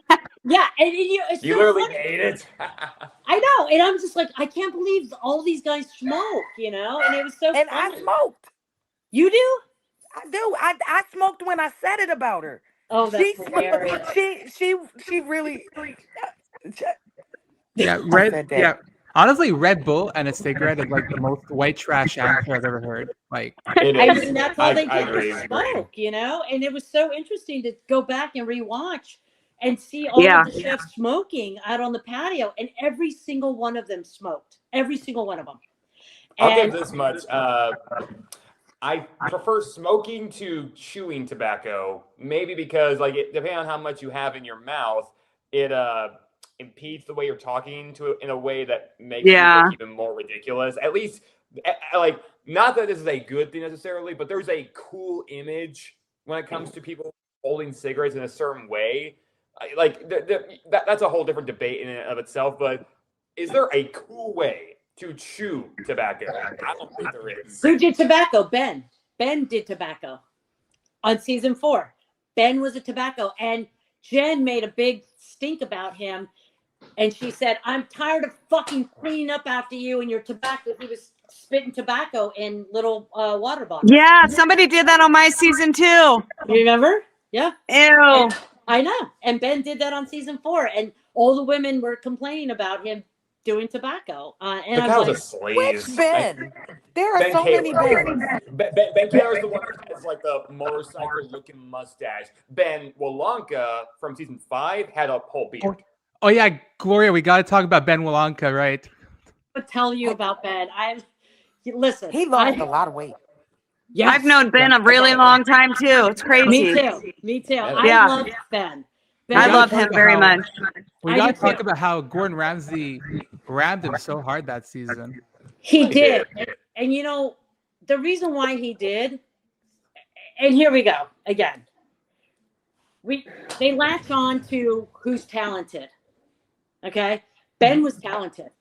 Yeah. Paula was talented. Giovanni was really fucking talented. I know he didn't show it, but he is a really good chef.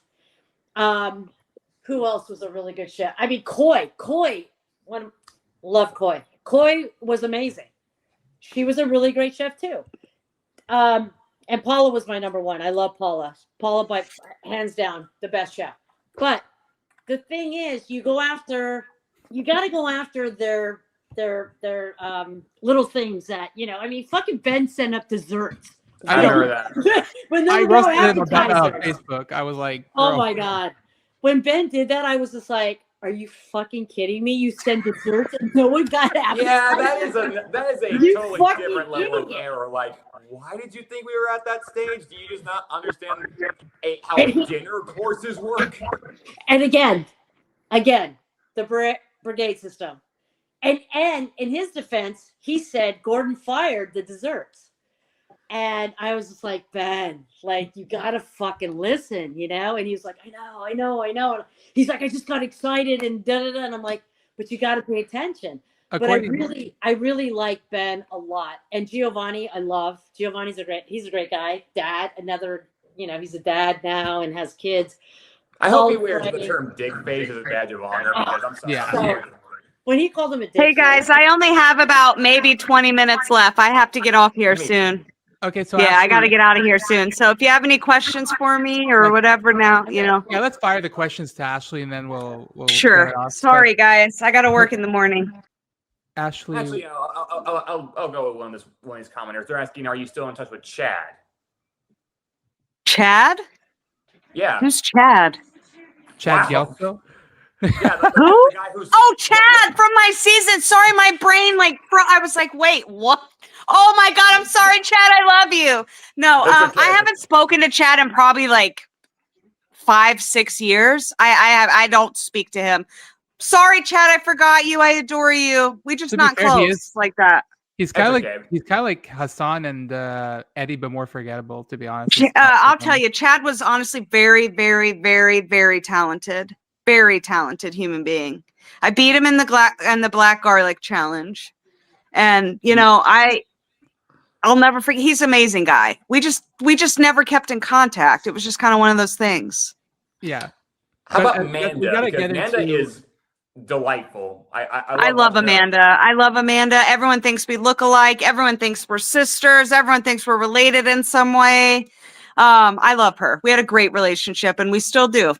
But that leads me to my next question. I'm thinking to Amanda without the glasses on. I'm like, I don't think you two look very much alike. I don't have my glasses on now, but once I do, everyone thinks that. Yeah. But honestly, maybe Ashley, that's I it. did mention I would ask you a question regarding Amanda. If you love her so much, why is it when it was the first service for the All-Star season, and this is after you said Elise is the most hated contestant of all time, why would you choose to keep Elise over Amanda when Gordon Ramsay asked you? And you knew Amanda for a season. Yeah, I honestly, the way my brain works, I honestly assumed that everybody would think that I chose Amanda because I knew her, not because of the situation. And I regret it. I should have chose Amanda. But you know what? When you're in the heat of the moment, you're like, let me just pick someone else, because I didn't want them to think I had favoritism towards her. That's the truth. Oh, I see. Okay. That's just how my brain works. Understandable. All things considered, I don't think it would have mattered much because It wouldn't have. Get sent home for what happened Because Ben Most people Walonka went agree home. that it was ill-advised to bring him back at all, given his health. Yeah. But even then, if we were going to still stick by the elimination, drama be darned, Elise did the worst in that service. Yeah. Yeah. Hassan, so what happened with Hassan? He started off great, and then all of a sudden he transfers to the red team, and boom, he's out. What happened there? That's one of those, you need to humble yourself a little bit. He came into our kitchen with guns blazing, and that's one of my main things is I always said to him, why are you screaming? Like, he came into the kitchen and was just screaming at the top of his lungs at us. I'm like, I don't respond to that. You're not going to scream at me. And he was good for the blue team, but he was not good enough for the red team. It's that simple. I like how you phrase that because like the leaderboard shows enough that the red team, when you got down to a more individual level, were more talented than the blue team because once Hassan left, they just got picked off one after another to where initially, while there was a significant disparity of more men to women, suddenly, like all of a sudden, like 2 guys left and 6 women. I'm like, now granted, I don't know how Jackie ended up in the ensemble, but the stats are there.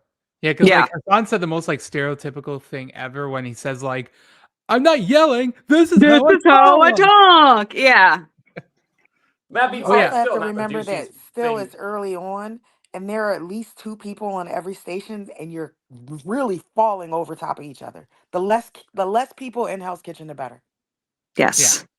Totally. What about Joe? Joe, he was on I the love Rachel Joe. at one point. I love Joe.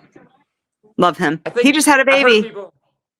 Oh, happy to hear that from him. Him and Virginia have had that happen. Yep. He gave me very George Costanza energy, and I mean that as a high compliment. George Costanza is an incredibly funny personality himself, as is Joe. Although Joe, it seems, has much more of a heart to him as well. Because George Costanza a little bit less so. Yeah. Joe was a giant ball of just sunshine. I love Joe. I still talk to him every now and then. So he was a good guy. He was a good chef. You know, sometimes you see, like Gloria said, you see bits and pieces of these people. We never see like you never see the full experience of people. You never see everything. You see bits and pieces and you see what they want you to see. Joe is a phenomenal chef. Love him very much. I loved watching him too. While season 15 in general might not get like the highest acclaim, it's a season I think fondly enough of. I think the only issue is that the people who got the best/biggest edits were sent home more in the midway, and a lot of the people who made it to the, which unfortunately I'd say includes you, got a little bit of the shadow edit. Like I was like, I don't know, I just don't think I'm seeing a lot of you. It's weird. Yeah, like I was very positive with everybody during my run on Hell's Kitchen. I had a very good relationship with production. I had a very good relationship with Gordon. I had a very good relationship with the sous chefs. I was always like really respectful. And I had a lot of rough moments. Don't get me wrong. There was a ton of stuff that you didn't see, and I'm so thankful for that, actually. There's a lot of moments where you didn't see, you know, Peppy Ashley. You saw crying in the corner on the floor, Ashley. So it just depends on your relationship. Like if I'm not really a drama causer. I'm a drama solver. I like to solve the problem instead of cause the problem. And so that hit me in the butt in All Stars because I refused to solve drama or cause drama. You know, I was more of a let's chill out kind of person. Ask Barbie. I was like, I don't want to fight. We were always chilling on the couch next to each other. Yeah, me and Barbie were like, I don't wanna. And then they would suck me in, and she would just be sitting next to me, and I would gauge how ridiculous I was based on how everybody else moved. And if nobody else moved, it meant that whatever I said, like I apologize, you can't cook fish, was warranted. Because nobody else. People are asking this, although I can't. You mentioned earlier that you didn't know much about Mark, so. But what about Kevin? Did you have any interactions with him or know anything about his ejection? Because it feels like it happened completely out of nowhere. Yeah, I have a story from season 15 that none of you saw as well, with Kevin. It was the day that we got there, and it was the signature dish challenge. You know, when he made his Caesar salad pizza with the pre-made dough and all that. What you didn't see is sous chef Aaron bring a cart out that had every single ingredient for Caesar salad dressing. And he said, make Caesar dressing right now. And he had no clue how to make Caesar dressing from scratch. And Gordon was pissed. You didn't see any of that. But yeah. But he was, I feel like he was not ready for Hell's Kitchen. I kind of think he was like, I think I'm going to try this out and see what happens. He's grown into a phenomenal chef. I'm very proud of him. I talk to him every now and then. But he was kind of, I think he should have got a little bit more time. Yeah, I've said this before. There's some people who get like a first coat booted or first boot coated kind of edit. Kevin seemed like one of those people, and I say that because at least his edit was slightly more substantial than Mark's. Yeah, Mark had one confessional. Yeah, he was. Not even counting his exit interview. Like one confessional period. It's like I don't know a thing about Mark. Yeah. Yeah. I just gotta say, so I want to fast forward now to season 17 for you, Ashley, and that was a brief that you weren't there for long, but I guess we could tie these next two questions together. So you're a big fan of the show. You made that very clear in the first episode of All Stars. And that makes me wonder, did you apply for season 15 or were you recruited? And then once we get to season 17, did they call you? When they called you, were you reluctant to go on? Because there are rumors that when you were eliminated, it was kind of a staged elimination, that there was like, you had some real life issues and you needed to go. Yeah, I'll explain all that for you happily. I haven't talked about this on this sort of platform, but I wanted to do that now, so I'm glad you asked. So on my season of Hell's Kitchen, season 15, the day I flew to California from Florida, my brother died. He died of an overdose. My family decided, thank you so much. My family decided not to tell me because Hell's Kitchen was the only dream I ever had, you know, and my family all got together. You applied for it, right? You applied for it? Yeah, I applied. I applied for Hell's Kitchen. I applied and they cast me. They loved the fact that I had gay dads. They loved my whole vibe. So I went through the whole long process like Virginia. It was like 3 months long too for me. So my brother died. My family didn't tell me. That was really difficult for me to deal with a very long time when I got back from Hell's Kitchen. And I got a phone call from Gordon, actually, called me on my personal phone and asked me if I would come on Hell's Kitchen All-Stars, if he did it. And I said, absolutely, I would do it without a second thought. Of course I will. So the day I flew to California for Hell's Kitchen All-Stars, my grandfather was put into hospice and I was told he had days to live. So if you notice when I'm there, I'm not there. My face I look empty. I look sad. I look not right. It was because I could not handle losing a second family member while I was away again. Yeah. I just I couldn't handle it mentally.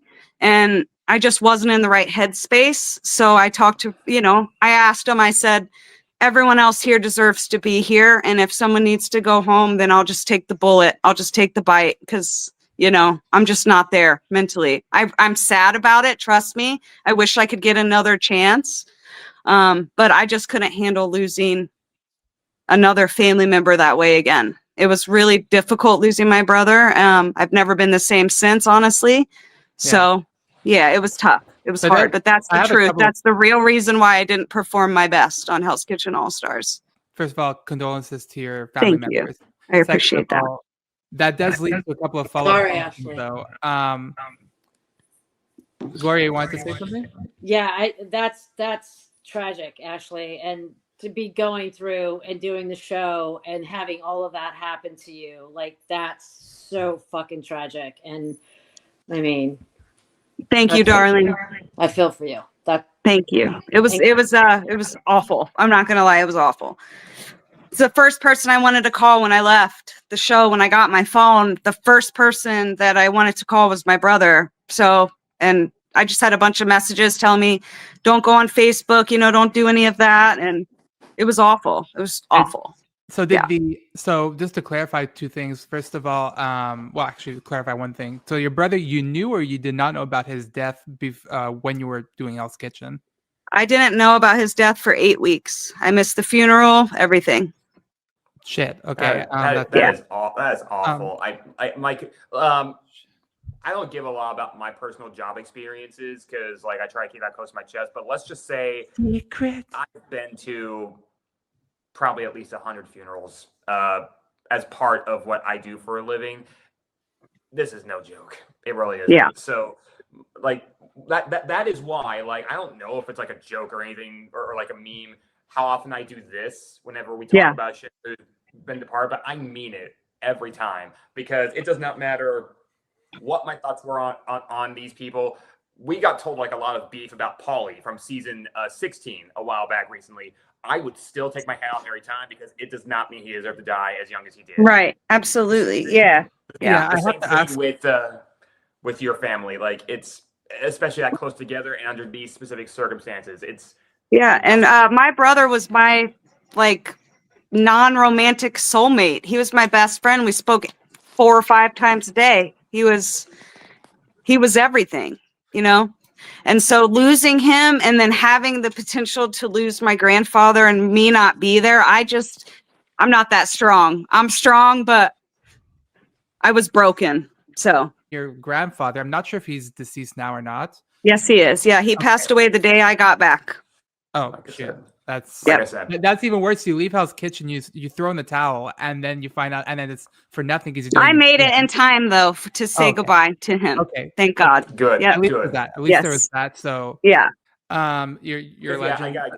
like if y'all are still good with the stream, cool. I gotta head out because I do have work like ASAP. Yeah. It's Yeah, been a don't worry, pleasure Ultra. if Ashley's already gone, then like again, my heart goes out to her. It was a pleasure getting a chance to talk to her, and y'all have just an incredible rest of your day. Yeah, there's a chance that she'll come back. If that's she does, the case, please tell her that it was great. Prepare some questions in the comments, people, because I was about to address that. But Ultra, if you can leave whenever. But yeah, thanks for fast forwarding through the end of the episode. And I was gonna comment that. Yeah, hey, they made the freaking annihilated Sound joke. isn't working. Finally, they made the freaking annihilated joke. Ashley, I didn't know if you were headed out, but I do have to head out myself. Thank you so much for talking about this. And she leaves as soon as I was saying that. Yeah, this is self-ejection gate. Sorry. Here, It's it's freaking all out. good. I'm I back. can message her elsewhere. Hey, Yeah, at least I you're in a was brighter saying, setting. I was saying, I know that you have to head out. Yeah, So I gotta bye. go now. Yeah. Thank you for the interview. You've been Oh, amazing. thank you guys. Anytime you want to have me, I'd love to be here. Thank you for your story, Ashley. Oh, Thank you for sharing. I have I mean, there is a third part to that. When I flew out to do Cutthroat Kitchen, my other brother, Robbie, also passed away the same day. Oh my God. So I am not meant to do television. I lost 2 of my brothers. But you I'm just not meant to do it anymore. So I'm retired now. It is a real shame, but yeah, I wish the best for you. Thank you guys, and thank you to everyone watching. I'm sending all my love. Thank you. Yeah, and All right, I'll say night. one more thing. It's not a question, I guess. I was gonna ask it as a question, but I'll just say it on the stream. Yeah. As somebody who has lesbian moms, it was nice to see someone who has gay dads on the show. I'm gonna say that. Yay, I love that. I mean, that was one of the things that I wanted to talk about and like be open about, Yeah. Well, can I just talk to you about that? I married to a wife and we have a son. And Yeah. So our son has 2 gay moms as well. So I love it. yeah. Mhm. He's away at college right now. He's a senior at Oberlin Conservatory. He's an opera singer. That's amazing. And he's been raised by 2 moms. So Yeah. I had the best life ever. I was raised with love, with open-mindedness, with kindness, not to judge people. So I'm thankful for my parents. I love them so much. That's awesome. Yeah, but Ashley, it was nice talking to you. If you Thank you guys. Questions Ashley, you're amazing. Oh, thank you, Gloria. It was so nice to meet you. Oh my Nice gosh, to I'm meet you. fangirling over you a little. I'm fangirling. Bye, bestie. I love you. I love you. Talk to you Ashley's tomorrow. time is Bye. up. Well, Yeah. Thank you. Bye. See ya. Let's see. This question here. Oh yeah, I guess this is for Barbie. Apologies if this was asked already. I just wanted to join late due to work. I heard from Clemenza that he was supposed to be on All Stars, but couldn't for health reasons. I'm curious on who he would have replaced. who he could have replaced on All I don't think Stars? Barbie would know the answer to that question. That being said, my personal theory is he would have replaced someone like Ben. What about you? What do you Potential think? to leave early Yeah, something like that. based off of health issues. I mean, Comenza could actually cook. He had a really dainty, finesseful way of pleating and putting together flavors, but physically he wasn't capable of either time. And the physical part, no matter what, like you can't be that size and do your job. And I don't mean that in a bullying way, but it's a physically demanding job that's physically demanding on someone my size. It's there's just a lot to it. And part of Hell's Kitchen and all of that breaking down that they do to you is to see, like, can you handle 80 hours? Because we don't do 40. We don't 9 to 5. Some days you go into work. When I worked in hotels, you get a manager on duty shift over a weekend, and the next thing you know, you're 17 hours into working, and you're just like, how did this happen? Yeah, I mean, I personally did work at Tim Hortons, and my record for a shift was like 15 hours. But I'm not like a big chef or Well, Tim Hortons is a coffee place, right? yeah, it is a Most it is a kitchens are coffee. the after hours. It's way dark. Like it gets dark in there sometimes.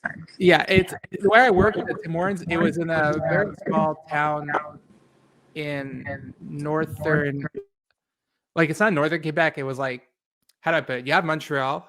I live in a suburb close to Montreal, and then I have to drive an hour and a half to go to my cottage. And and when I was what I did was I stayed at my cottage for a few months because back in the time my neurodivergent ass wasn't getting a job in a competitive Laval market, which is the name of my suburb, and so I went up there, and surprisingly enough, it was the other way around. They were desperate for employees. These different restaurants in the area, and I picked Tim Hortons. And yeah, they closed at 10 o'clock, but you had to do like an hour or 2 hours extra to like close at the restaurant, right? Yeah, that's my experience. And yes, Tim Hortons is a coffee place, and so sometimes I would stay in the dark. No, but I mean, like your conversation is going to be a little lighter. You're not gonna be in the like trenches of dinner service where like from 5 to 10 p.m. Like you're gonna have a dinner service, but you're not gonna want to murder the person next to you the same way. Oh no, don't worry, Barbie. Don't worry. I have Tim Hortons is nothing. Tim Hortons is just it's a coffee shop. It's like Canadian Starbucks, but like not for rich people. Like it's Y'all are also much nicer than Americans. did we ever have any Canadian contestants? Yes, we had Roshni and we had what's his face? Devin. Yeah. Roshni was on 10.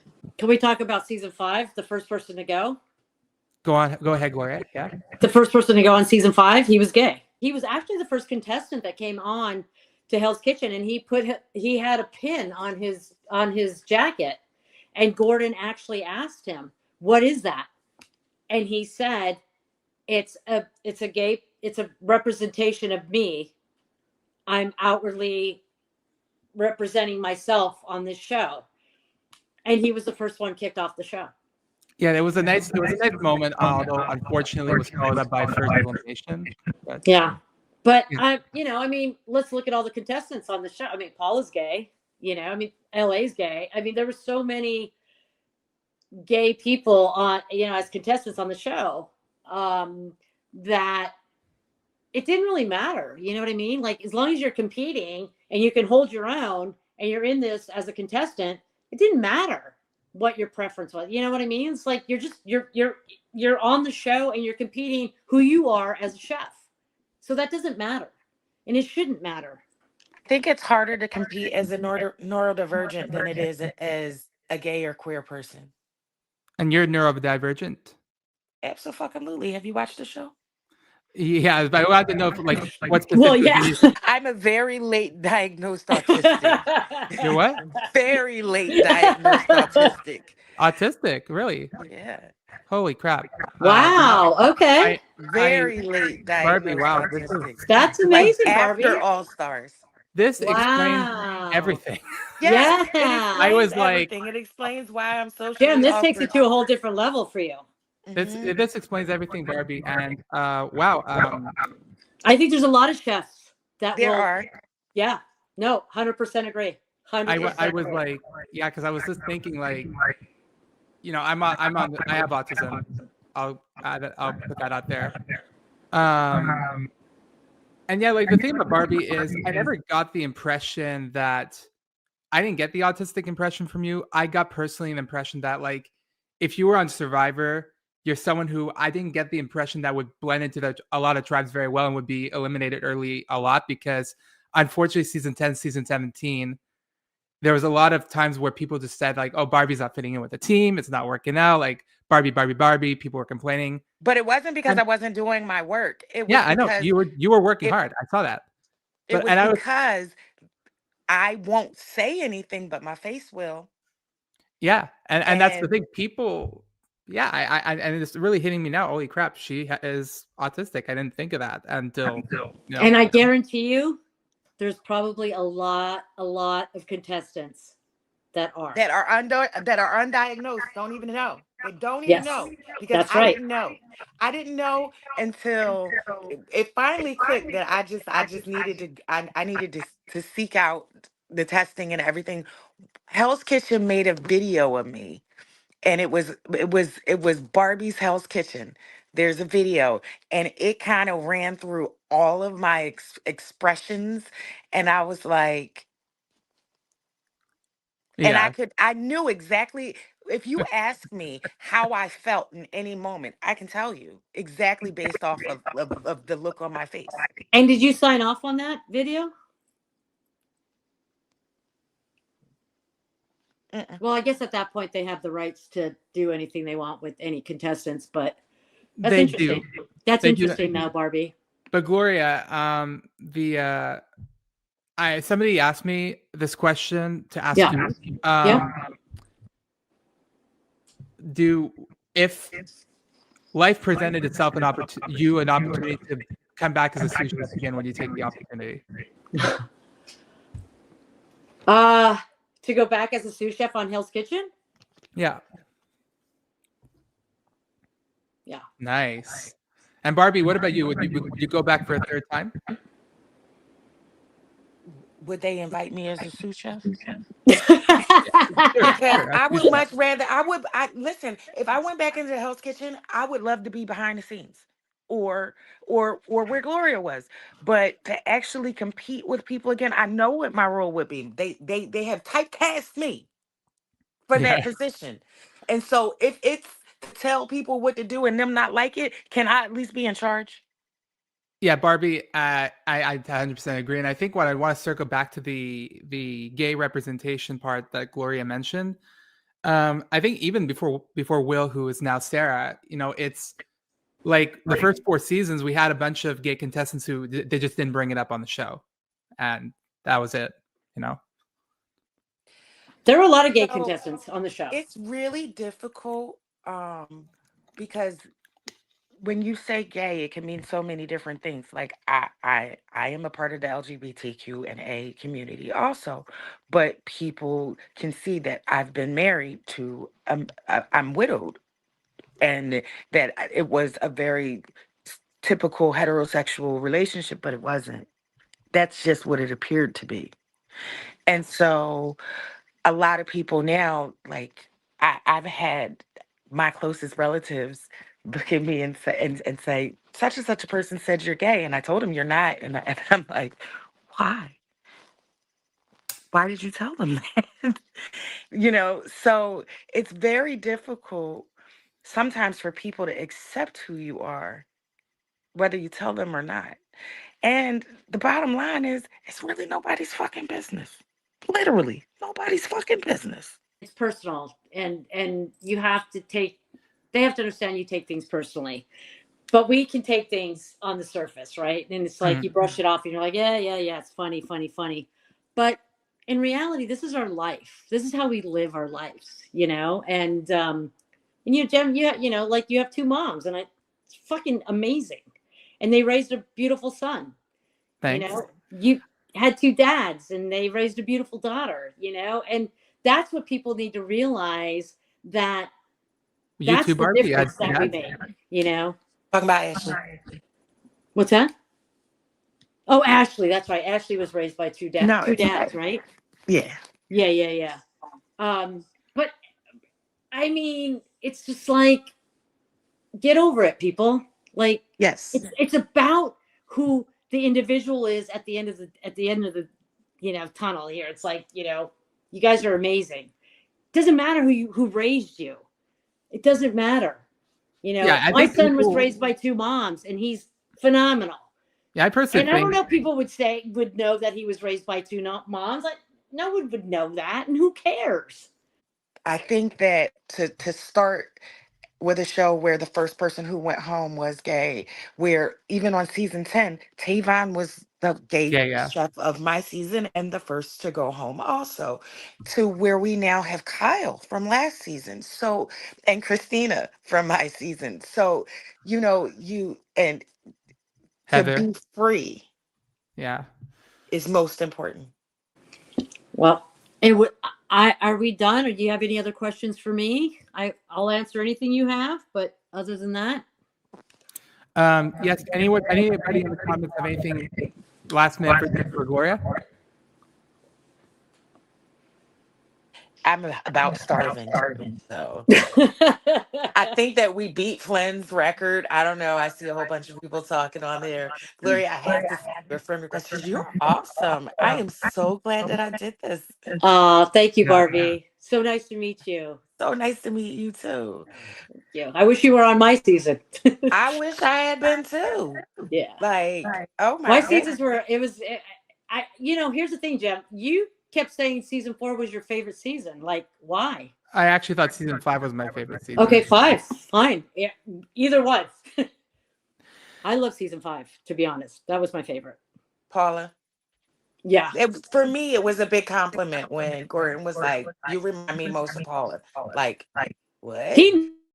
That's the thing. Gordon knew how good Paula was. He knew it. He knew how good she was. I mean, we all did. But, different, things going on, this and that, and this and that. It's just like so, conflicted.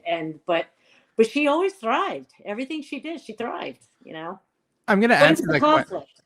Yeah. Yeah. So Gloria, I'm gonna answer your question. Sure. See, Flynn and a number of other people will say that season 6 is the best season because it was just a cinematic roller coaster masterpiece, whatever the hell you want to call it. But when I watched season 6, I felt that, the Joseph moment or other things, there were just a lot of moments of season 6 that I think, when people try to talk about Hell's Kitchen being staged or whatever, they try to use certain moments from season 6 as proof. And like, for example, there was that moment where Ramsey was berating a contestant, and then behind the scenes, there was Tech, who was cooking in the background, and Tech had already been eliminated in an earlier episode. So there were little things like that made people say, "Oh, the show's staged and whatever." And so with season 6, I felt there was a lot of drama that was nice, but it felt forced. So it felt like forced drama. With season 5, it felt more natural, and with season 5, I was like, Gordon Ramsay didn't lose his shit on everybody. He didn't, you didn't have that bullshit with Joseph. You didn't have, this predictable moment where Louis gets kicked out just so that Robert would come back. I feel like season 5, on the other hand, had those moments where it's like it had a lot of drama, but it was like perfectly not forced. I felt Ben, it was crazy. But it was not forced. I felt that Giovanni Dickface incident was maybe the closest it came to being forced, but even that was hilarious. Danny's grilled bananas. The best part of that was when he went back to his place and he just says, "I just pulled it out of my ass, chef." It was a good moment. This was the first season, I think, where they tried to prop up how everybody's a chef or some shit. I could go into different reasons why. I think Lacey Lacey just getting dunked on the edit. She was annoying, but she was not. I have to say, Lacey, she's tolerable and getting dunked. She was. No, to be honest with you, season 4 was, that was my first season that I was working on, and it was very new to me, but the dynamic of season 4, and they were just trying to figure it out, right? From Hell's Kitchen, season 1, 2, 3. And they were changing things constantly, changing. What can we do now? What didn't work on those seasons? So then they bring it into season 4. So when we got into season 4, it was really like, we're doing this, we're doing that, and they were trying all these different things. But for me personally, I like some of the contestants on season 4. It was interesting. But I have to say, for me personally, Gloria, what are your thoughts on JP and Chef Scott? I can see that. I will answer that question. Yeah. For me personally, I really connected with the contestants on season 5 more than I did on season 4.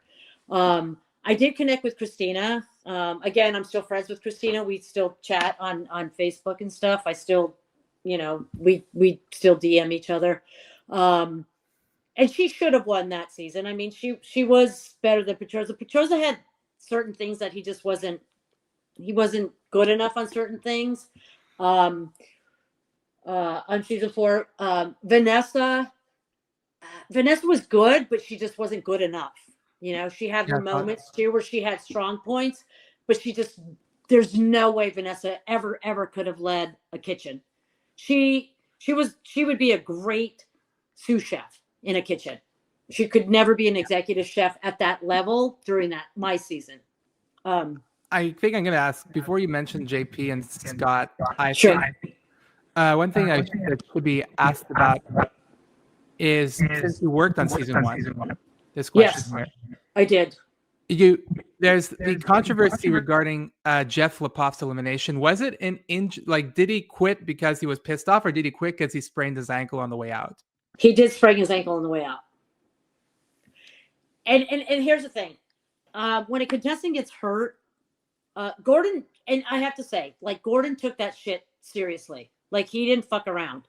If somebody got hurt, and we saw it with, Matt cut the tip of his finger off. Who burnt their hand? Was it Vanessa? I mean, Vanessa burnt the shit out of her hand. So Gordon took that stuff.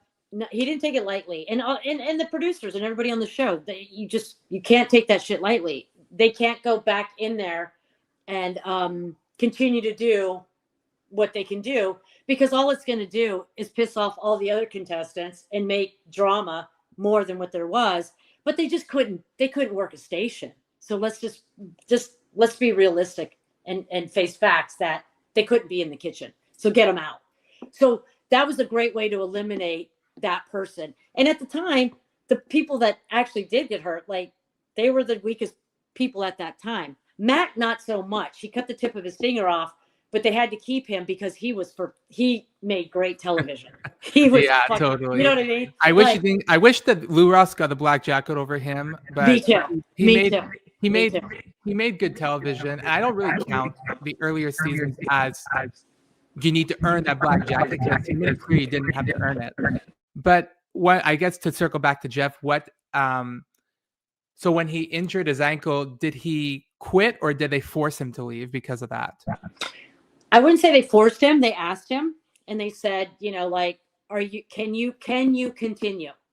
And that's what they always ask. They asked that of Vanessa. They asked that of Matt. They asked of anyone that hurt themselves or burnt themselves, can you go on? Do you think you can go on? And it was up to them. And on season 5, she fell, sprained her ankle. She was out.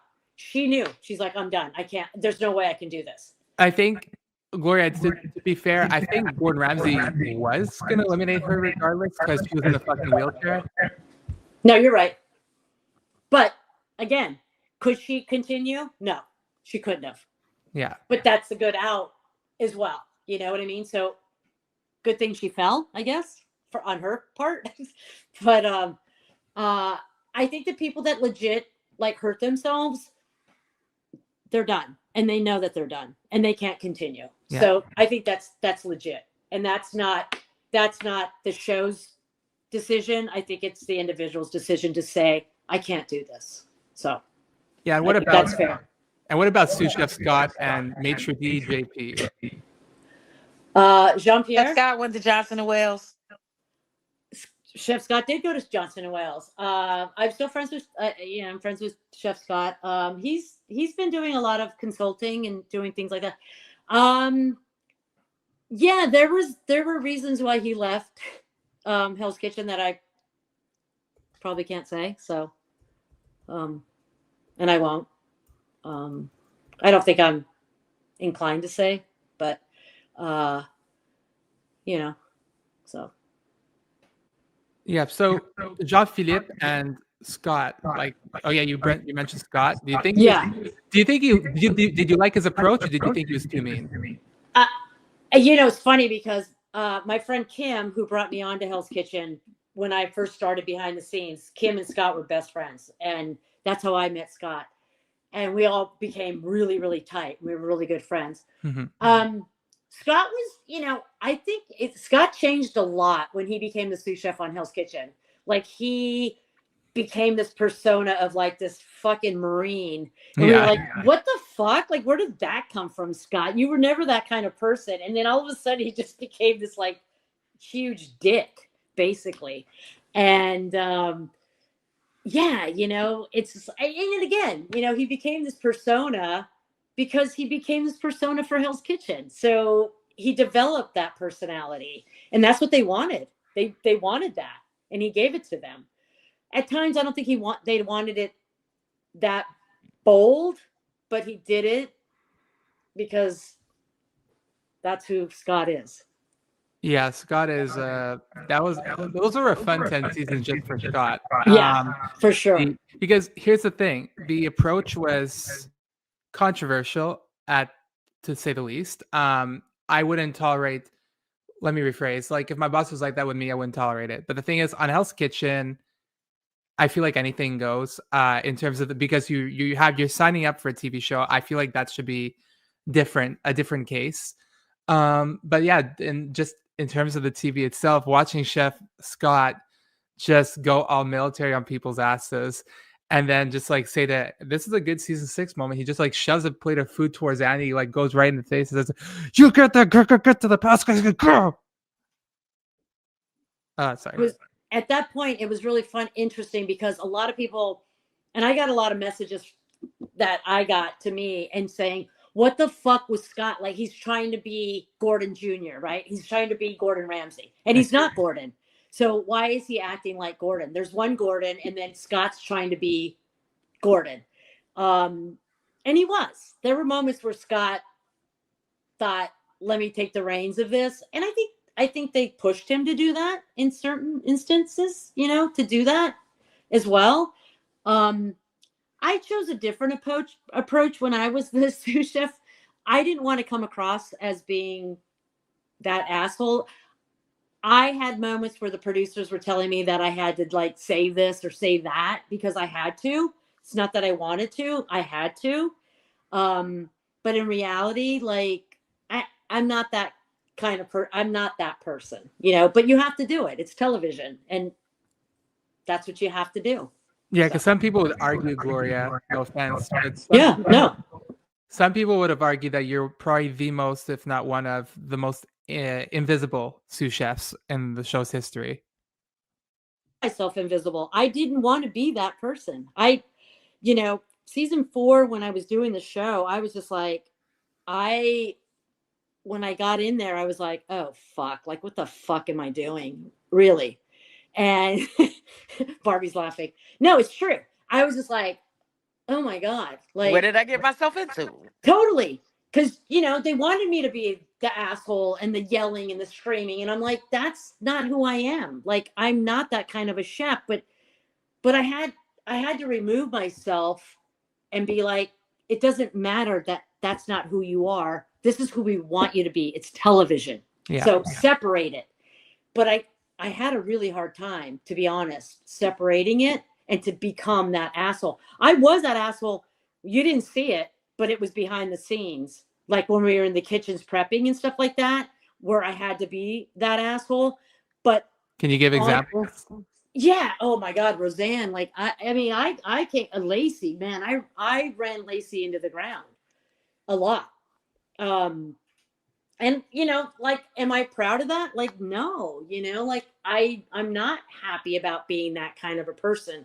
So it was really difficult. Like even watching the show back, like going back and watching my seasons, I was just like, it's like PTSD. Like, it's just like, it's hard. Right.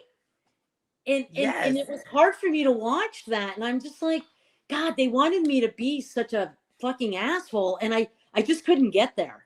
I did as much as I could to be who they wanted me to be, but I couldn't be Scott and be that dick. Like that's not me, and that's why I'll come back to you to say I wasn't that present because I couldn't give that performance.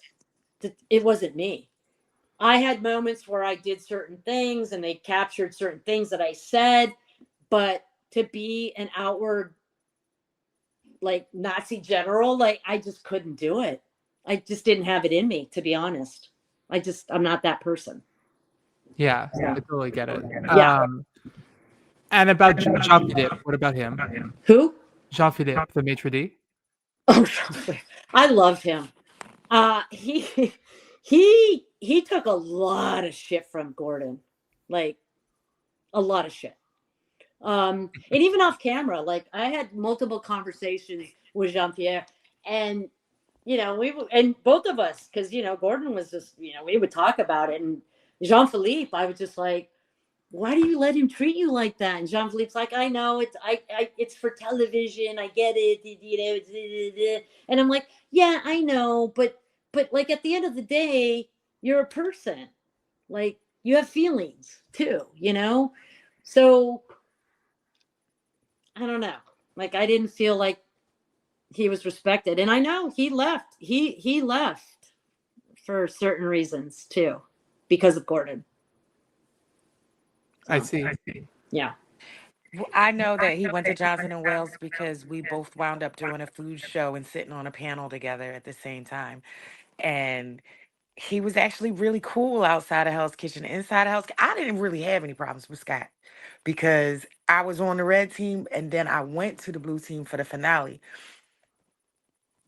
I could see how there would be problems because there was something that was made, and somebody on the team I was said that they could make it, and when they made it, it was a chew. It was a chew dough, and I know how to make chew paste, and they made it with water, and I was like, "Hey, where's the milk?" And Scott was like, "There's no milk," and I just knew it was a sabotage. I was just like, "Okay." I'm gonna step back because y'all making sugar cookies now and not good ones, but it's never gonna puff because you haven't made a shoe. So good luck with that. And back to your question too, Jem, about like when I wasn't present a lot too.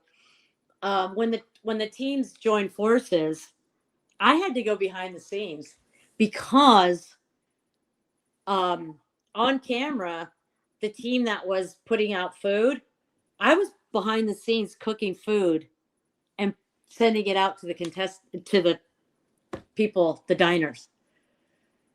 That's what I was doing, but nobody knows that. Because well, now we do. Now you do, because no one was getting food, so I had to step off. I had a kitchen set up by myself, and I was firing food to get to the diners to make it seem like they're eating, but in reality, they weren't. But it was me back there putting food out. And these are things that go on behind the scenes, you know what I mean? Like that nobody knows and nobody understands what's going on. So, to say I wasn't present, well, that's what I was doing. I wasn't present on camera, but I was present doing other things that nobody knew. So, yeah. Yeah, I think this will be my last question. Sure. Then we'll wrap things up because people in the comments, well, there's one person in the comments who asked a random question, but I guess it's interesting.